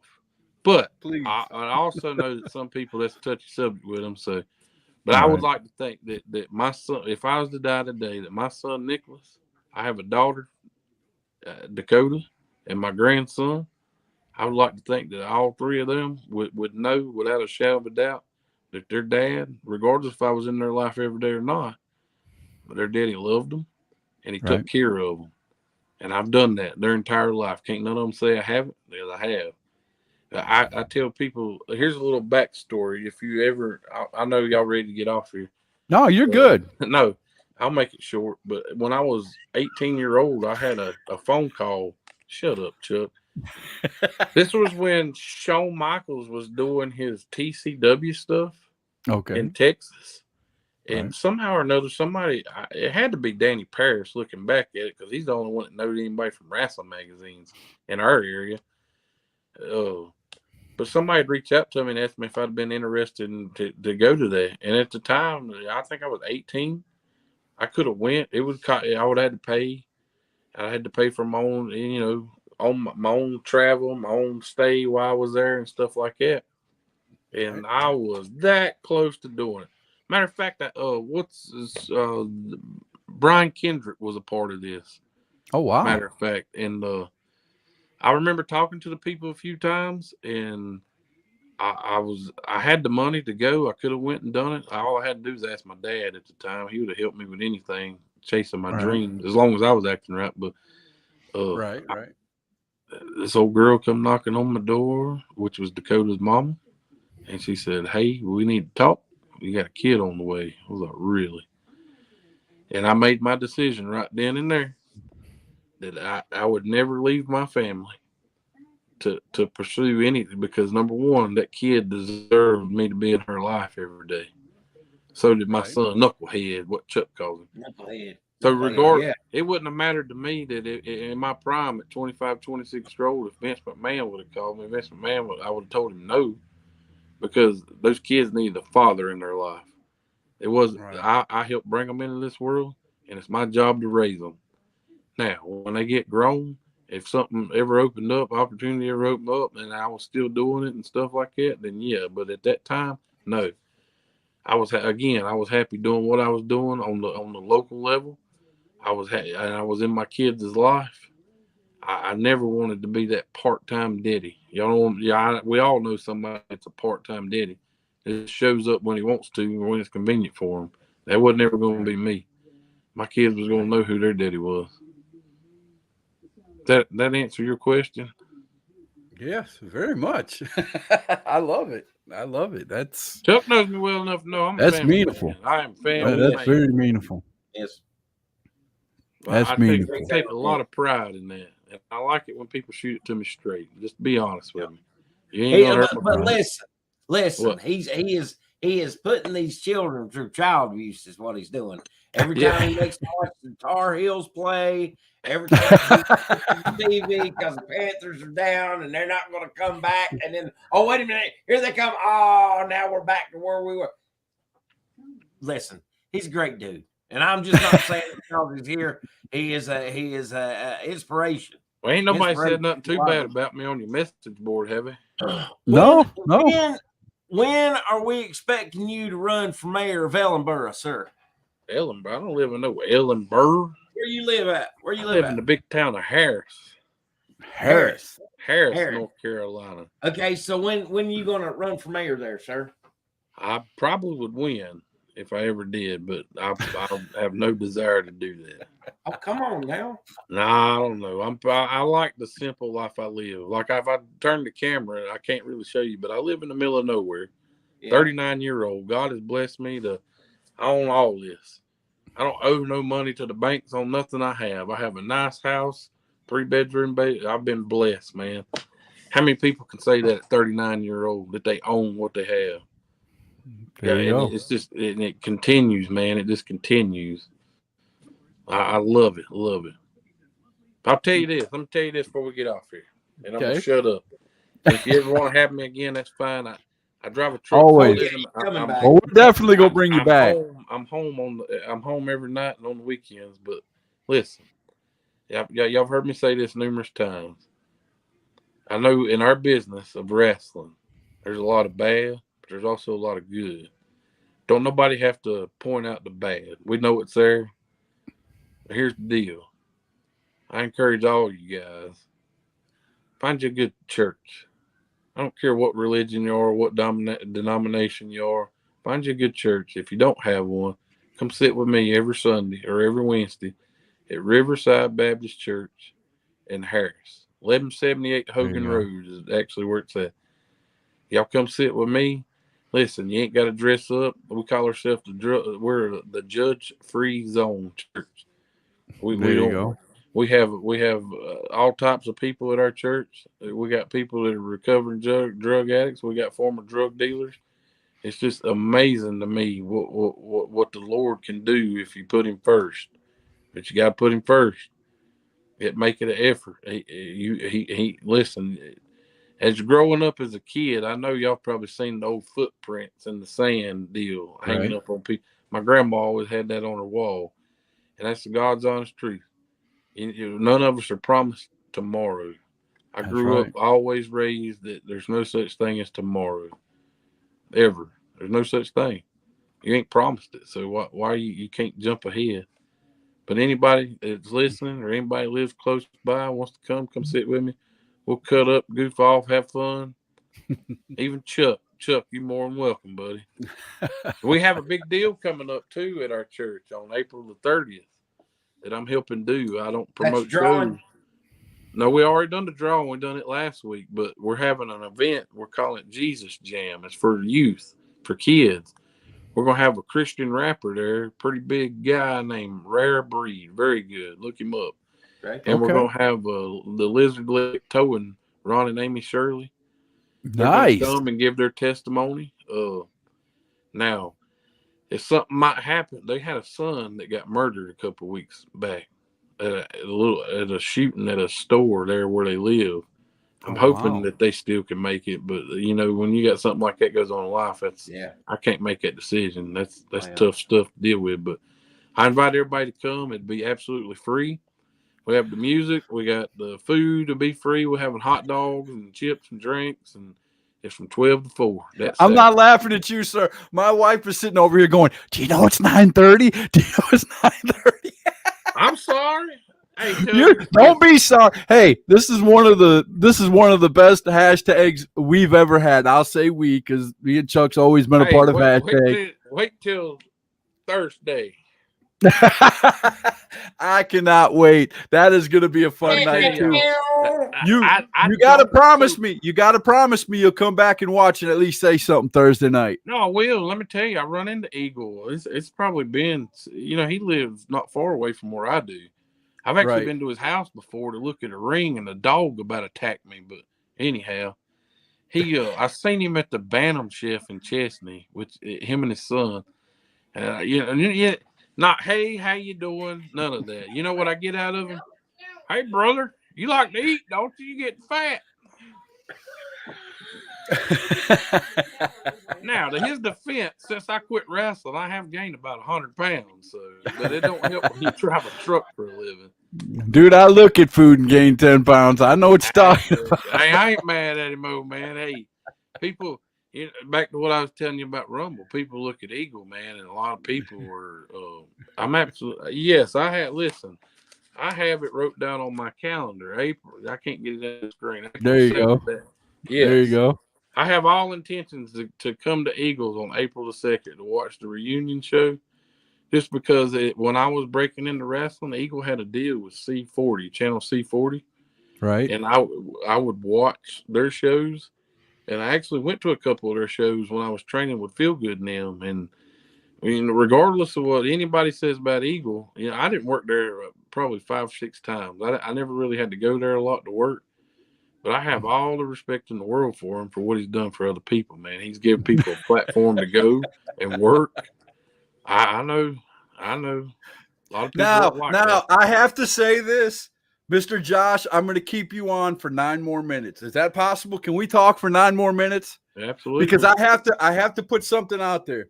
Me and Big Country, the longest show ever on hashtag Truth was 2 hours and 39 minutes long. We have 8 minutes to go, sir, and you will be the longest ever hashtag Truth show. And we're going to make it happen if you don't mind. That's fine. Hey, so when I seen Country the other day at the gym, one thing always sticks out about Country to me. Have you ever seen the movie he was in? Nito Mosquito? Yeah, listen, he was in a movie called Nito Mosquito. Oh, no shit. Yes. Oh, sorry. Yeah. Have you Nito Mosquito? So the Rise Guys morning show out of Greenville. They put this movie together. Well, James McDonald, Nine. He was in this, and yeah, the Big Country's in this movie. I've got my little notebook, and I'm writing that down, and I'm going to find it. You can actually watch it on YouTube. You used to could watch it on YouTube, but it's called Nito Mosquito. He's in it. He's at the training facility there. He stood out to me because the first time I seen him on it, I was like, "That's a big dude." I said, "Man, I bet he'd be all right." And then I seen him on a show probably 3 or 4 weeks. I don't know. It wasn't long after that when I seen that, but it was very good. He said Scott's coming after that Iron Man title. No, sir, Ron. You hold the record for the Iron Man. You can stay on like Missy said, 5 hours straight. I can't talk for that long. I can talk, but not for that long, bro. So 2 hours and 40 minutes is gonna be. Y'all educate me because I don't want to be rude, but who is Ron? I see his name pop up a lot on here. Ron does a show called The Wrestling Wire. He comes on every Sunday at 4:00. If you don't catch him on his name right there on Facebook, you can catch him on my page. I always share his show onto my page. Is he local or? He is local. Okay. He is local. He does ring announcing. He does commentary for a lot of shows. And he started, he was doing, and if I'm telling this wrong, Ron, please, by all means, tell the story. But he used to do a podcast and he stopped doing it. And then he came back to doing it. So, Ron does the Wrestling Wire. We have another, couple of guys who do the, gosh, so many shows, I forget all their names. Straight Up Wrestling Podcast, Harry and Chris, they're also from around here, and they go to all the shows and they record while they're at the shows. So Let me add this too. So I know a lot of people, the people that have never been on your show don't know this, but when you do your little commercial breaks, I can see the commercials, and I seen where Viper's running McDowell County, June 18th. That's my birthday. Viper. Now, let me tell you about Viper, man. Okay, let me hear a good story about Viper. I'm going to tell you this. Hey, kudos to Viper, man, because he was put in a situation where a show went bad wrong. Like the local team made the state championship in football, and they wasn't even projected to even do that. And he had a lot of people give him a lot of heat over that, man. But kudos to him for keeping his head up and trying to do right by people and making things right by people and continuing to run shows. Kudos to him, man. Now I will say this: I've never been to a show, but I've seen videos of his show and things like that. And I will say this, and I'm not downing any show that's running right now, but there is no better entrance in indie professional wrestling than HVW. They have an entranceway that is it's the next best thing to watching Raw or SmackDown. That's all I'm going to say. Yeah. It is that good. To him, man. Yeah. I've never Viper. I think I think I worked for him once with Hamrick. Me and Hamrick went to Burnsville, way up in the mountains of North Carolina. But listen, he's just like a lot of people give him some crap about that. At the end of the day, man, dude was just trying to put on So take like this, Scott Larson, where you live, and if you was a wrestling promoter, wouldn't you want to put on this gigantic show in your hometown and just sell it out in front of everybody? Everybody would want to do that. But the only problem with that is that, I'd have to. They would always say I followed up Chief Jay Eagle, because Jay Eagle used to run in Chesney here. So it would always be, he's trying to be a wannabe Chief Jay Eagle. You know what I'm saying? I wouldn't want to do that. Even though I consider Chesney my hometown, I couldn't run a show here even if I wanted to. I just come back off vacation, man. I wished I knew you was going to do that, because I would have bought one of them little headdresses and you could have wore it the whole time you interviewed him. That would have been great. But then at the end of the day, when you got done interviewing him, you could have wore it on game day. That's true. That's true. I could, but they're no longer the Redskins. They're the Commanders now. So I'd have to. I'd have to do feed us that all they want to. At the right. End of the day, they're still the dang Redskins. That's it. That's what I said. Let me tell you, they'll never take it out of me. Libertarian world tell me or dictate what I think or should listen. Don't matter who we are. We all in this thing called life together. That's it. We want to take care of our families and all that stuff. But look, right. Your opinion and my opinion, there's a reason we're all different. We're all entitled to our own opinions. But don't force yours on mine, and I won't force mine on you. That's how that works for me. There you go. What are you going to say, Chuck? I seen you saying something. I've got a question. I've got a question to you, because not only have I spent time with you inside of the wrestling business, but I have went out on the road with Josh Steinborn. And Josh Steinborn had the coolest job in the world there for the longest time. He would deliver ice. Yeah. And I went out and helped him unload his truck one day, and he went to Burnsville. Now, Scott Okay. Larson, are you afraid of tall, long, curvy roads that go up the side of mountains? I get car sick on roads like that, but yeah. Oh, yeah. Well, they got a place up there called Little Switzerland. Now, the question is, I've been to Little Switzerland. I've been on that road you're talking about. That goes up the side of the mountain like You that. ever been up it and down it in a tractor trailer? No. No. okay, the question for you, sir, is what is your record coming off that mountain as far as your speed? I don't know. I don't pay no attention Now to it. we're telling stories. I got to tell a story, and I know she's in there right now. She's in the kitchen right now because my dad's watching it in the other room. She's in the kitchen. My wife going, "You better not," but I'm going to do it anyway. Listen, we went up that mountain. This is the first time we'd been to North Carolina, been up in the mountains. We went up the mountain, right? The person that took us up the mountain told my wife, said, my wife, I was getting car sick. Like I said, I get car sick on roads like that. And he's like, well, we're going to stop at McDonald's up here on the top of the mountain, and we'll get you a Coke, and that'll settle down your stomach. And my wife went, there's a McDonald's on top of the mountain? He goes, oh, yeah, Connie. No, you should have seen it. They took a helicopter and they heloed it up there and they dropped it right on the mountain. So we get there to the store now. And the lady, this was back in the day when the dispensers were behind the counter. You know, Yeah. they did your soda, you know, and gave it to you. The lady was filling up my Coke, and my wife leans around to her and goes, was you here when they heloed this McDonald's up on the mountain? Everybody just started laughing. It was great. It was one of the funnest moments we ever had. And my wife hates that story, but I have to tell it every time we talk about the mountains. But yes, I have been up that road. My family grew up in Burnsville, so I've been up and down that road a bunch. But it's a little bit different. Well, my stepmama is buried up there on that mountain. So Really? we have to take that road to go up there. Yes. Yeah, So- I enjoyed the family names that we had. Oh, yeah. So I remember having an Uncle Gaither. You Oh, yeah. you don't hear names like that anymore. No. There's an Aunt No. Genevieve. We go to Aunt Right. Genevieve's house. You now Right. imagine somebody naming their kid Genevieve? The mountain. I loved. I'll tell you, that's one thing that I love to do, and not a lot of people do that. And Chuck can tell you this. He's got a family member that I love listening to the old stories. I will sit down with an older person and listen to the way things used to be.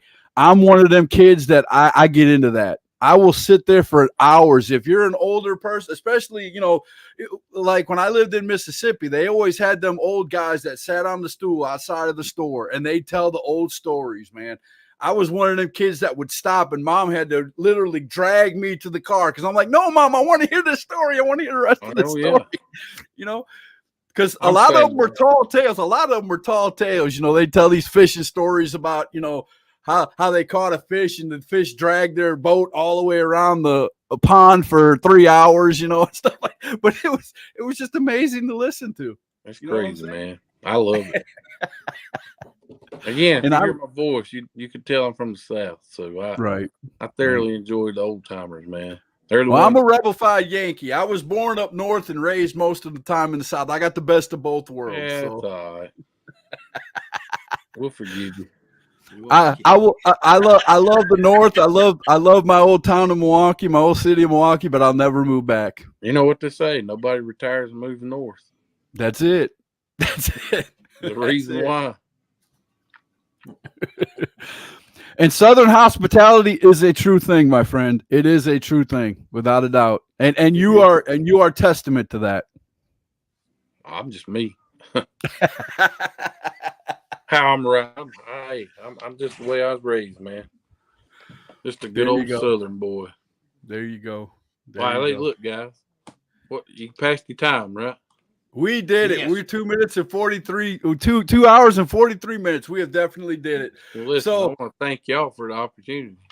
Hey, thank you for coming on, man. I love hearing wrestling stories. Just the same. and not saying you're old because you got plenty of years left in you, but it's always a pleasure. It's been a pleasure having you on, man, and I want to have you back.